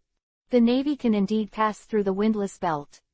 Because the bottom of the Navy's hull is covered with sea towers, it can make the ship emit the breath of the sea, and it will not attract the sea kings from afar. But, even so, it is still very dangerous for naval ships to pass through the calm zone. Because, although the sea kings in the distance may not be able to detect the abnormality of the naval ships, but, in case of bad luck and encountering the sea kings at close range, the sea kings will stir the sea smoothly, which will still pose a great threat to the ship. So, can a small boat like Yifeng pass through the windless zone? Are you kidding me? But, Yifeng shook his head, looked at them and said, in this unscientific sea with such a food chain, the sea kings manage to grow to such a large size. Let's not go to harm them this time. Let them go, they are all children. Chapter 596-3 Generations of Onitaru. Hear Yifeng's explanation. Nami was petrified on the spot. Let go of the sea kings. The lieutenant general of his own family is really domineering. Let's go to the shop that sells knives in front of you and see if there are any good knives recently. Yifeng glanced at the signboard in front of him.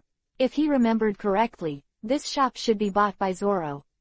The shop that Sandai Onikiru and Yukiro owned. Actually, after Yifeng came to the world of One Piece, the first thing he did was to go to Wano country to see the difference between the ghost of this world and his ghost. It turns out, although both knives are called ghosts, but One Piece's ghost is obviously several levels higher than Yifeng's ghost. Not at all comparable. So, Yifeng never came to Rogue Town to see this third-generation ghost. But since passing by today, Yifeng just wanted to take a look. Go into the weapons store. The boss sold a knife and hurriedly came out from behind the counter. Because, judging from Yifeng's outfits, they looked like big patrons, so the boss was naturally very welcome. 3 guests, do you want to buy knives? The shop owner looked at Yifeng and the 3 of them enthusiastically and asked, it's not that I tell you, my knives are the best in Rogue Town, none of them. Well, buy a knife. Yifeng smiled and nodded, pulled out a chair, and sat down. Show me all the treasures in your store. Okay, I'll go right now. The boss smiled, ran into the house, took out all the good knives he treasured, and placed them in front of Yifeng one by one. These knives are all made by famous craftsmen, they are all of the best quality, and this knife called Shui Zhou is the treasure of our small shop. To be frank, snow walking is indeed a good knife. But it also depends on whose eyes it is. In the eyes of the night wind, snow is nothing but a good knife. By the way, the gossip heard that there are 3 generations of ghosts in your store. Why didn't you show it to me? Yifeng asked. 3 generations of ghosts. Guest, Goosh is a cursed demon sword. I advise you not to look at it. The shopkeeper scratched his head with a knife. There was a rather embarrassed look on his face. Sandai Onikiru is indeed in a shop that sells a knife. It was acquired around the time Roger was executed. Beginning of the period. The boss thought he had found a treasure. But later the boss realized that Gui Che is actually a demon knife. There is a terrible curse on this knife. Since then, he knew that the knife would definitely not be sold. So, he mixed Gui Che into a bunch of cheap knives. He thought he was counting on someone who didn't understand knives, but he was confused and picked it away. But this knife is indeed a bit weird. The knives that came with it have been sold out for several rounds, but Gui Che has never been sold.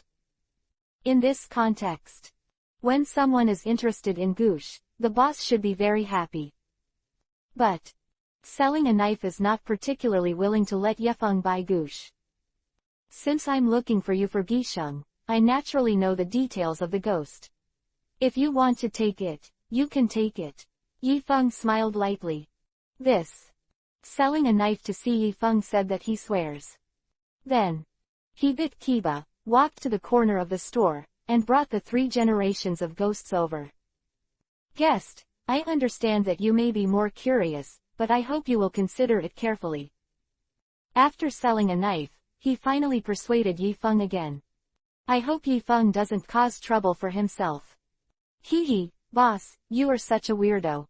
Since you put this knife on the shelf for sale, why are you trying to persuade us not to buy it? Nami smiled. Although the boss was rejecting Yifeng, she felt that the boss's heart was not bad. Well, hey, selling Yidao sighed, and then said, I see that the 3 weapons are splendid, handsome, and full of righteousness, so they must not be pirates. Well, your boss is quite accurate in looking at people, of course we are not pirates. Tina raised the corner of her mouth, lit a cigarette and laughed. Pirates. We are pirates' enemies. That's right. Selling a knife nodded solemnly and said, to be honest, Guido's curse will kill the owner, so if Guido is bought by some vicious pirate, then either will be no psychological burden, but if it is bought by a good person, my conscience will be disturbed. Quote. although the name of this plane is called One Piece. But, actually, people like Luffy and the others are not so much a pirate, but an adventurer in the sea. And those real pirates, without exception, burn, kill, loot, commit all kinds of evil, just like Aaron's gang. So, if such a person is killed by Ghost Chuck, of course the boss can't ask for it. Although he can't become a real swordsman in this life, he can't go to the sea to punish evil and promote good, but killing some pirates in this way is also a very good way. But he didn't want to watch good people die because of his knife. Actually, Goosh is nothing but a weapon made by humans. It's not as scary as the world thinks, so don't think about it so much. Yi Feng smiled. He took Goosh from the boss. Actually, Yi Feng has long studied the so-called demon sword in the One Piece world. They're not that scary at all. Although, Gui Che is known as a demon sword that defeats the master. But whether it's a magic sword or a magic sword, they are, after all, weapons made by mortals. However, in the process of casting the knife, some special power was put into it by the knife maker. Ghost out of the sheath. Yi Feng held Goosh in one hand, feeling the strange energy emanating from the blade, and shook his head in disappointment. Subsequently, I saw a strange light burst out from Yi Feng's palm, slowly stroking over the ghost knife. This light is formed by the fusion of chakra, spiritual power, dark energy, and domineering. After passing through Goosh's knife, the so-called curse power on Goosh's body instantly dissipated without a trace. See this scene. The boss was immediately stunned. His research on ghosts over the years is also quite profound. So, he could see that Guido's curse seemed to be forcibly wiped out by the man in front of him. But can the curse of the demon sword be eradicated? Has he never heard of such a thing? Hey! Generally speaking, although the third-generation Goosh is also known as a demon knife, but based on the craftsmanship alone, it is not even a good and fast knife with 50 workers. I wonder if this knife will have any foreshadowing. Chapter 597 _ Sister. No, there is a big seat. Yi Feng looked at the ghost in his hand and shook his head. A bit bland. I bought both of these knives. I can take them back and hang them up for decoration. No way. Yi Feng is not the kind of person who spends a long time in other people's stores but doesn't buy anything. Just stroll around. I have to buy something to go back, as the boss's service fee. After all, he is not bad money. Then, Yi Feng is about to pay. At this time, a beautiful figure suddenly rushed in from the door. She pushed the glasses on the bridge of her nose and looked at Yi Feng with a look of contempt. Put down the knife. A person like you who has no respect for knives is not worthy to buy. Shui Zuo, and Gui Che. Hear the sound. Yi Feng and several people's eyes converged on the past together. The girl who rushed in and yelled at Yi Feng was wearing a very rustic yellow shirt embroidered with large flowers. Mid-parted black hair. Although it looks very handsome. But her appearance was sealed at least half by her dress. Who are you? How dare you yell at Lord Yefeng? Tina, with a cigarette hanging from the corner of her mouth, looked at the girl who had just entered the door. You don't need to care who I am. In short, people like you who buy knives and go back just to hang them in the house for decoration are not worthy of buying good and fast knives. Although the girl seems weak, but once she encounters a problem with the knife, she will become indomitable. We don't deserve to buy knives. This sister, don't be unreasonable. We and the boss are willing to buy and sell. It's none of your business. Nami shrugged, her face also showing a bad look. Our Lord Yefeng is the righteous person Kunzi. He's not very good at arguing with girls. But Nami and Tina didn't care. Since the other party dares to hit Yifeng with a mouth cannon, they will definitely not stand by. Then, seeing that this big drama is about to be staged, the boss sold a knife and his face became ugly.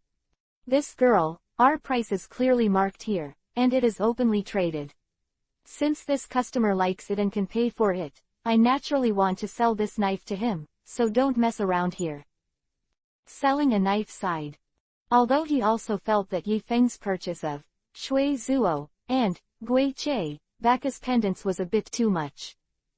But a master who can wipe out the curse on Gui Toru, it is normal for people to despise 3 generations of Ghost Toru and Shui Zuo.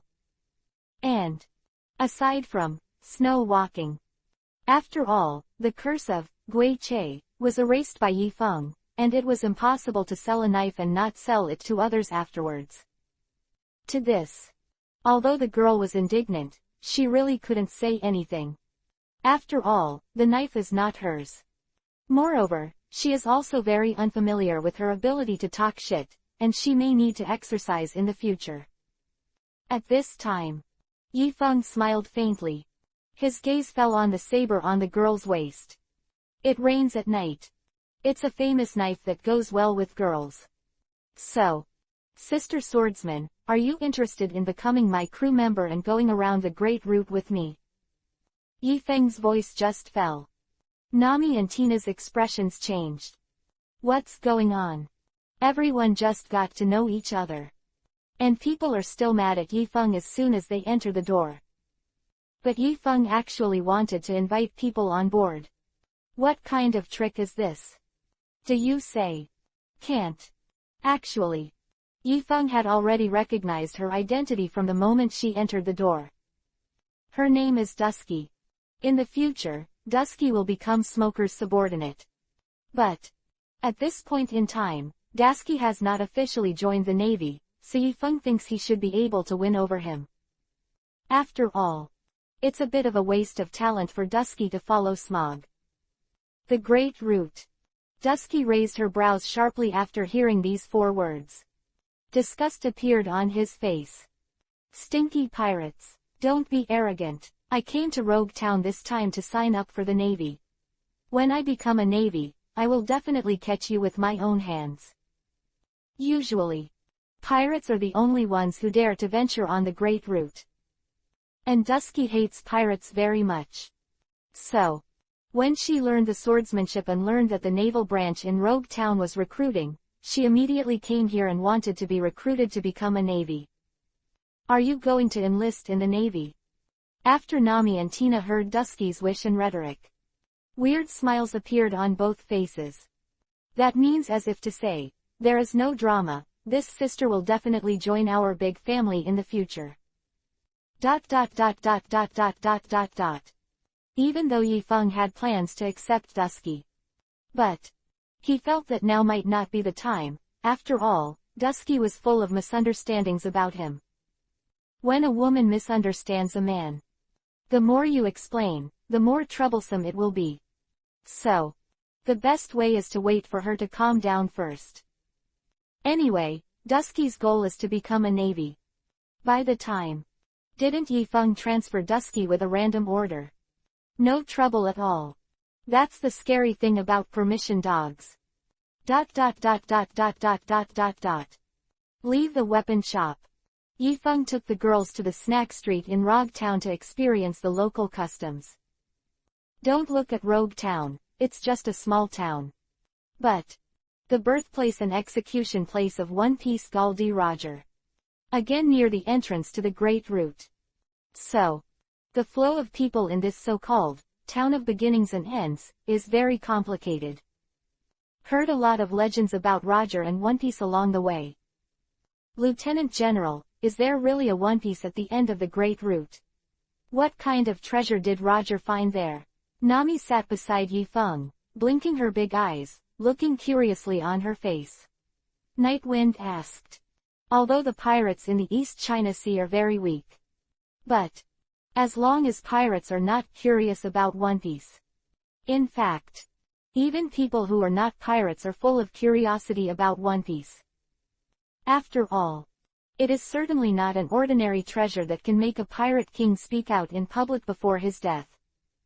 Tina thinks that One Piece doesn't exist at all. Otherwise, with the strength of the Navy and Mary Joa, how could it be possible that the treasure of an executed One Piece has never been found? Tina shook her head.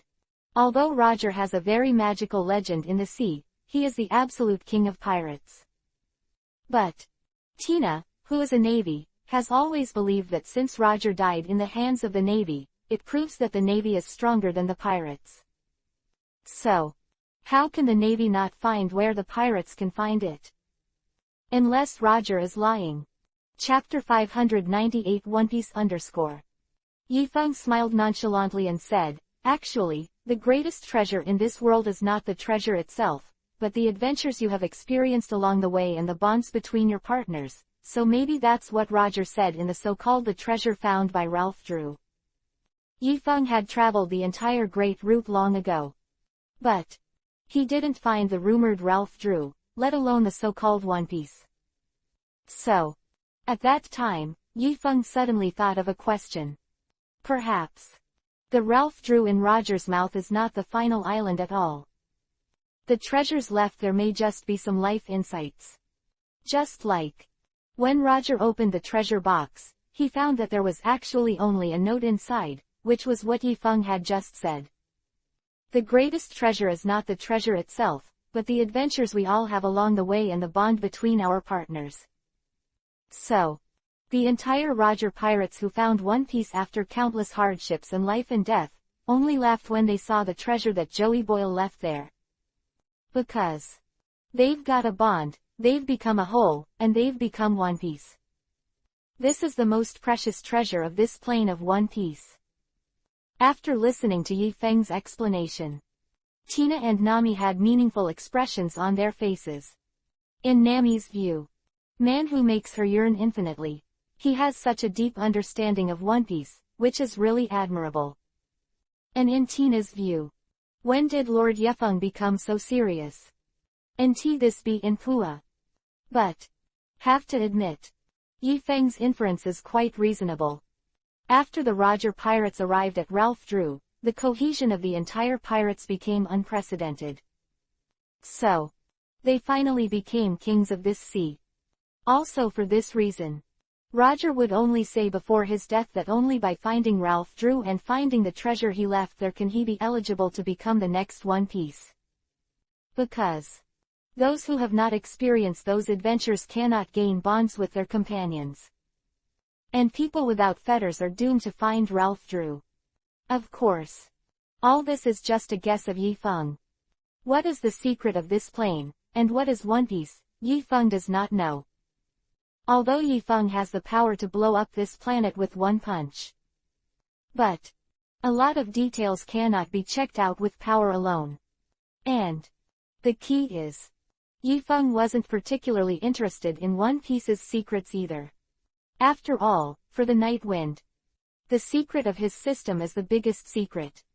After Yifeng has experienced countless curious nights of unimaginable writing sister, Yifeng's curiosity has long since been dampened. Yifeng is not even curious about the secrets of the system now. What else would he be curious about? So, it doesn't matter what the treasure of the One Piece plane is. Important. It is enough for Yifeng to find what he thinks is the most important treasure in this plane. So, he must recruit Dusky to the boat and establish a deep bond with his partners. So, Yifeng will feel that this trip to One Piece is worthwhile. After eating, Yifeng took the girl out of the fast food restaurant. After they leave, Dusty came out of the corner. She pushed the mirror frame on the bridge of her nose, and looked at Yifeng's receding back meaningfully, feeling a little complicated. Cut. It's just a pirate, and he said Roger's One Piece so provocatively. Do you think it's not a pirate? Although Dusky still looked at Yifeng with disdain. But after overhearing Yifeng's interpretation of One Piece, she suddenly felt that Yifeng might not be an ordinary pirate, otherwise she would not have such a profound insight. But pirates are pirates. She is a swordsman who has successfully signed up for the Navy entrance exam. Wait for the exam to end. Dusty will be an honorable Navy. By the time, she will still catch all the pirates in the world with her own hands. Because there is no thief in the world as her One Piece. Yifeng took Tina and Nami to stay in Rog Town for 3 consecutive days. 3 days later, Yi Feng came to Smoker's office. Lieutenant General Yi Feng, why did you suddenly come to the East China Sea? Smog put out the cigarette in his mouth and looked at Yi Feng with a surprised expression. The East China Sea is the sea area with the weakest pirates among the 4 major sea areas.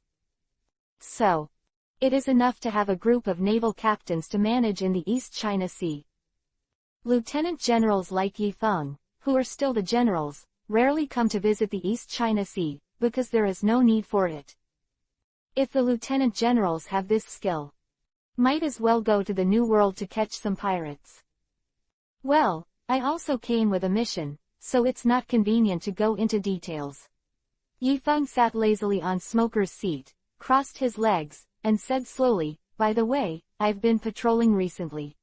When I was in the East China Sea, I found out that the security of your rogue town generation is obviously much better than that of other places.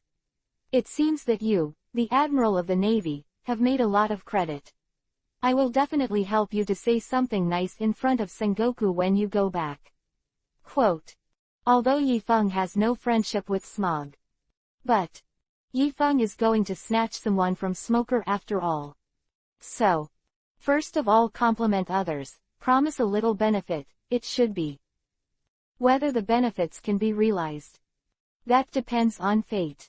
Well, hearing Yi Feng's compliment, Smog was very happy, then smiled heartily, and said, where are the words that Lieutenant General Yi Feng said, aren't these what our grassroots cadres should do? How dare you take credit? Don't look at Smoker acting like a jerk in front of Luffy. But in front of Yi Feng, he still knows how to measure. Well, neither arrogant nor impetuous, it is a good seedling that can be cultivated. Yi Feng said with a smile, and then added, by the way, I heard that Rogue Town has started recruiting this season.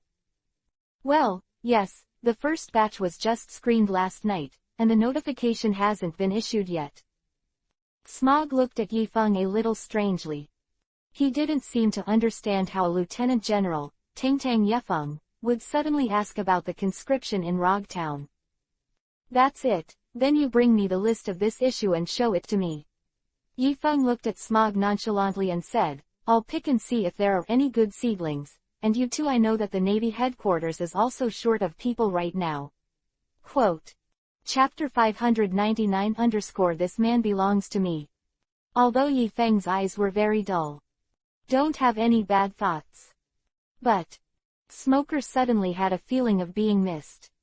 But Yi Feng has always been the Vice Admiral of the Navy headquarters. If he really liked some seedlings and wanted to take them away, it wouldn't be considered excessive. Then, Smoker reluctantly took this issue's roster out of the closet. Handed it to Yi Feng. Lieutenant General Yi Feng, these are the list of people who passed the conscription exam this time, take a look. Smoker sighed. Fortunately, this is only the first batch of screening. Otherwise, if all the good seedlings are carried away by Yi Feng, then Rogue Town will lose out. Nightwind took the roster from Smoker. Randomly looked around. It didn't take long. He turned to Dusky's page.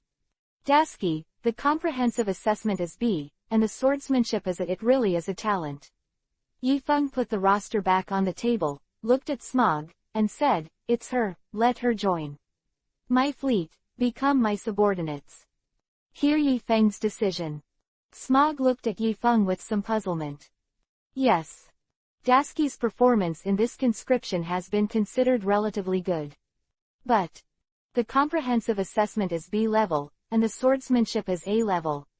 If these are placed in the Navy headquarters, it does not seem to be a particularly outstanding talent, right? How could Admiral Yi Feng just take a fancy to her? This is not right. Seeing Smog's strange expression, Yi Feng thought he didn't want to let go, so Yi Feng frowned and played with his official prestige. Why, is it that Colonel Smog is reluctant? Is it better to keep this Dusky in your rogue town than to have a prospect with me, the Vice Admiral? Yi Feng was a little unhappy. Although this Smog helped everyone in the original plot to send a lot of benefits to Dasky. Left a very good impression on Yi Feng. 5-star rating.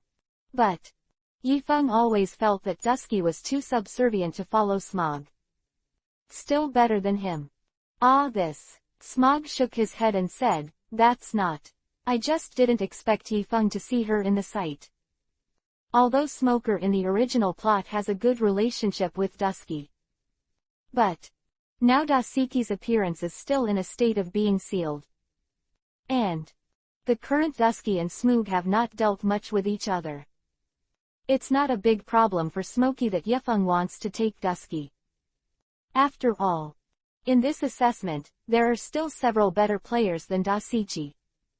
As long as the night wind doesn't take them all away. As for whether Yifeng will do anything bad after he leaves Dusky, Smog is not worried, because Tina is Yifeng's adjutant after all.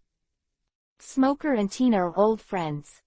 He believed in Edina's integrity, and she would definitely take care of Dusky in the future, just like taking care of her sisters. Home-like hotel. Dusky was nervously waiting in his room for the announcement of the conscription result. Although Dusky felt that she performed fairly well in the process of this assessment. But still a little nervous. Actually, where Dusky should show has been shown. Especially swordsmanship. The swordsmanship she showed made the assessors at that time call him a good guy. It stands to reason that passing the exam should not be a problem.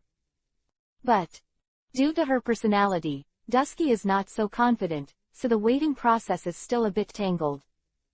When Dusky was thinking wildly in the room. The door was knocked. Who is it? Dusty swallowed. She felt that it was most likely the Navy who came to inform the result. Is that Miss Dusky? I'm a Navy soldier, and I'm here to inform you to go to the office to go through the onboarding procedures. The Navy soldier said at the outer door. Ah, great. Dusky opened the door excitedly, grabbed the little brother from the Navy who came to deliver the letter, and said, that is to say, I can become a naval soldier soon, right? Brother Navy looked at the excited Dusky. A very envious look appeared on his face. How can you become a naval soldier? You are a crew member appointed by the Vice Admiral to take away. You must be a cadre at the beginning, right? But although this Navy soldier knew a little bit of the inside story, when he came, Smoker specially instructed him not to talk nonsense privately. So he just smiled, and then rushed to the office with Dusky to go through the onboarding procedures. Naval base. Rooftop. Smoker and Tina were standing on the rooftop, competing with each other in smoking skills. Hey, Tina, what's going on with your lieutenant? Why do you have to take a novice like Dusky away? Could he be greedy? Smog exhaled a smoke ring, looked meaningfully at Tina, an old friend. After all, everyone knows that Yifeng's fleet is very small. Who knows what he usually does on the boat with Tina? Don't talk nonsense. Admiral Yifeng has a good eye. Since he wants to take Dusky away, it must be that Admiral Yifeng saw a very good quality in that girl. I don't understand you. That's it. Tina shook her head and spit out a smoke ring. It seems that you admire Admiral Yifeng very much. Smog looked at Tina and asked very curiously, what kind of person is he? Smoker and Tina are old friends. They are also fruit-powered, and they also like to smoke, and they also joined the Navy at the same time.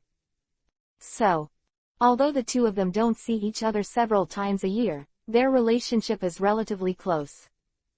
Smoker is also very aware of Tina's character.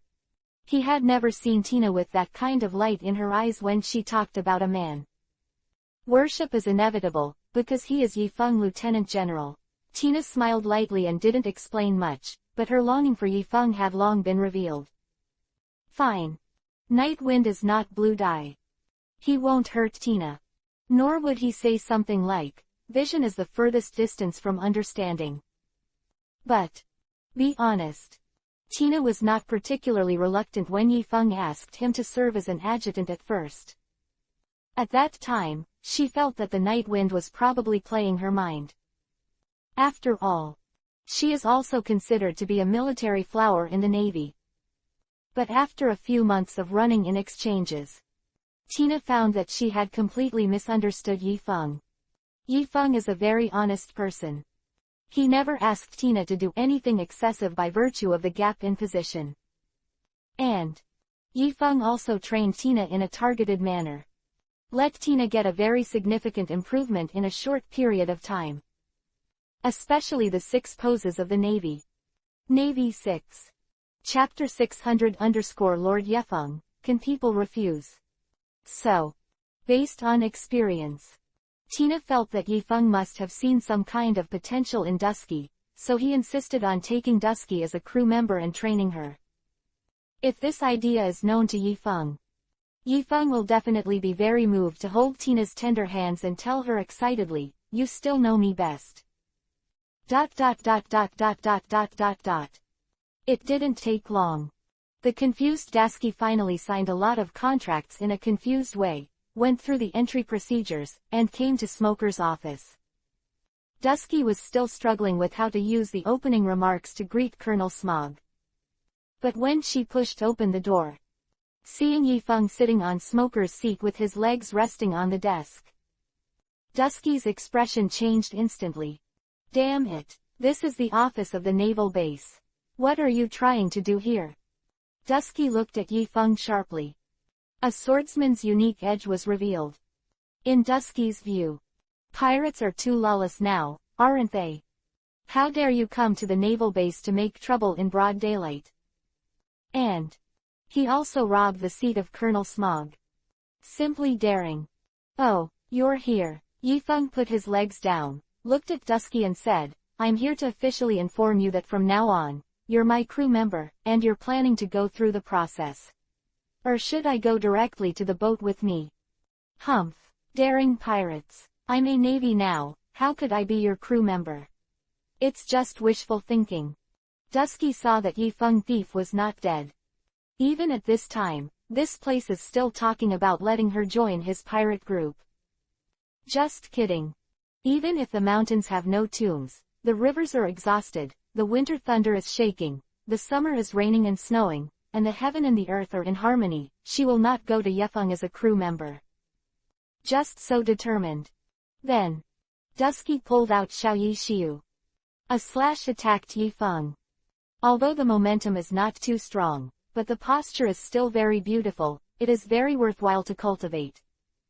Seeing that this knife of Dusky was about to cut Yifeng's body, Smog manipulated the fruit ability, elementalized his body, turned into a thick smoke, and floated in from the window, blocking Dusky's slash. "Dusky. What are you fooling around here? This is Vice Admiral Yifeng of the Navy headquarters. You drew a sword against the Vice Admiral, are you planning to rebel and become a pirate?" Smog stopped Dusky's attack and scolded her mercilessly. But the expression on Smoker's face was odd. Listen to Tina. Yifeng and Dusky should have already met. Doesn't she know the identity of Vice Admiral Yifeng? How could she dare to use a knife against Yifeng? Is there really a secret behind it? But although these melons are delicious, it is clear that Smoker is not too interested in these complex relationships.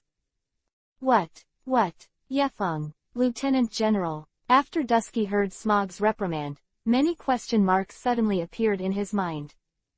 Is this guy a Vice Admiral? Is that a lie? But Dusky had met Smog during this recruitment assessment. Dusky knew that Smoker was the chief of the Rogue Town Navy. So, since Smog said that the other party was a lieutenant general, he was probably a lieutenant general. But the man she had always mistaken for a pirate turned out to be a lieutenant general from the Navy headquarters.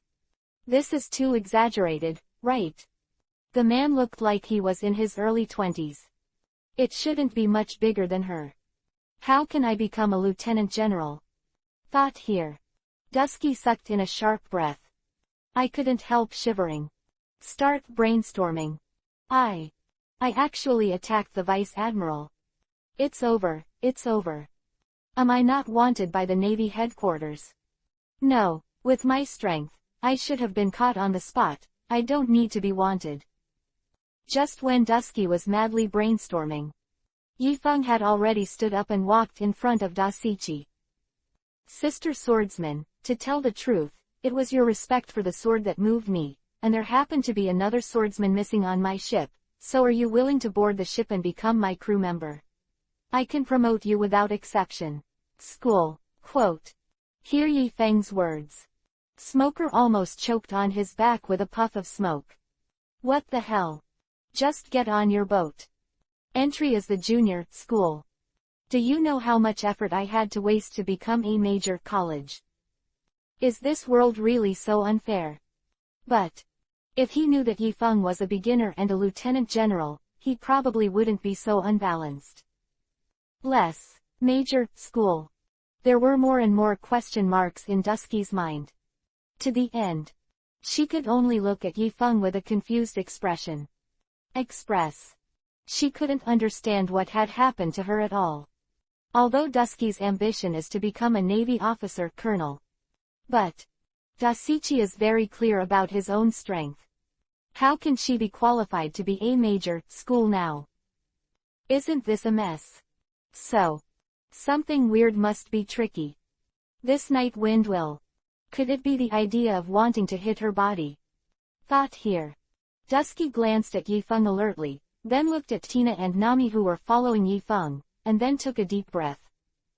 Although Dusky has sealed his beauty. But, in all fairness, whether it is facial features or specifications, she and Namatina belong to the same ladder. So, Dusky felt more and more that Yifeng must be playing with her crooked ideas. Lieutenant General Yifeng, can I refuse? Dusky calmly analyzed and thought for a while, and decided to fight hard for her innocence in the future. Actually, I don't think I'm good. I still want to stay in Rogue Town to be an ordinary sailor and start from the basics. Quote. Strongly twisted melons are not sweet. Dusky felt that she had expressed this meaning very clearly. Anyone with emotional intelligence should be able to understand what she meant. But, although the twisted melon is not necessarily sweet, it may taste more vigorous. Look, what is talent? Even the rank of Major Colonial can't shake her mood. No matter where she stays and develops, she won't be buried in this ruthless sea. Yifeng looked around for a week and said regretfully. But you have already signed the transfer order. As a naval soldier, you will be sentenced for disobeying the military order. Even if I am a vice admiral, I can't help you to go above the rules.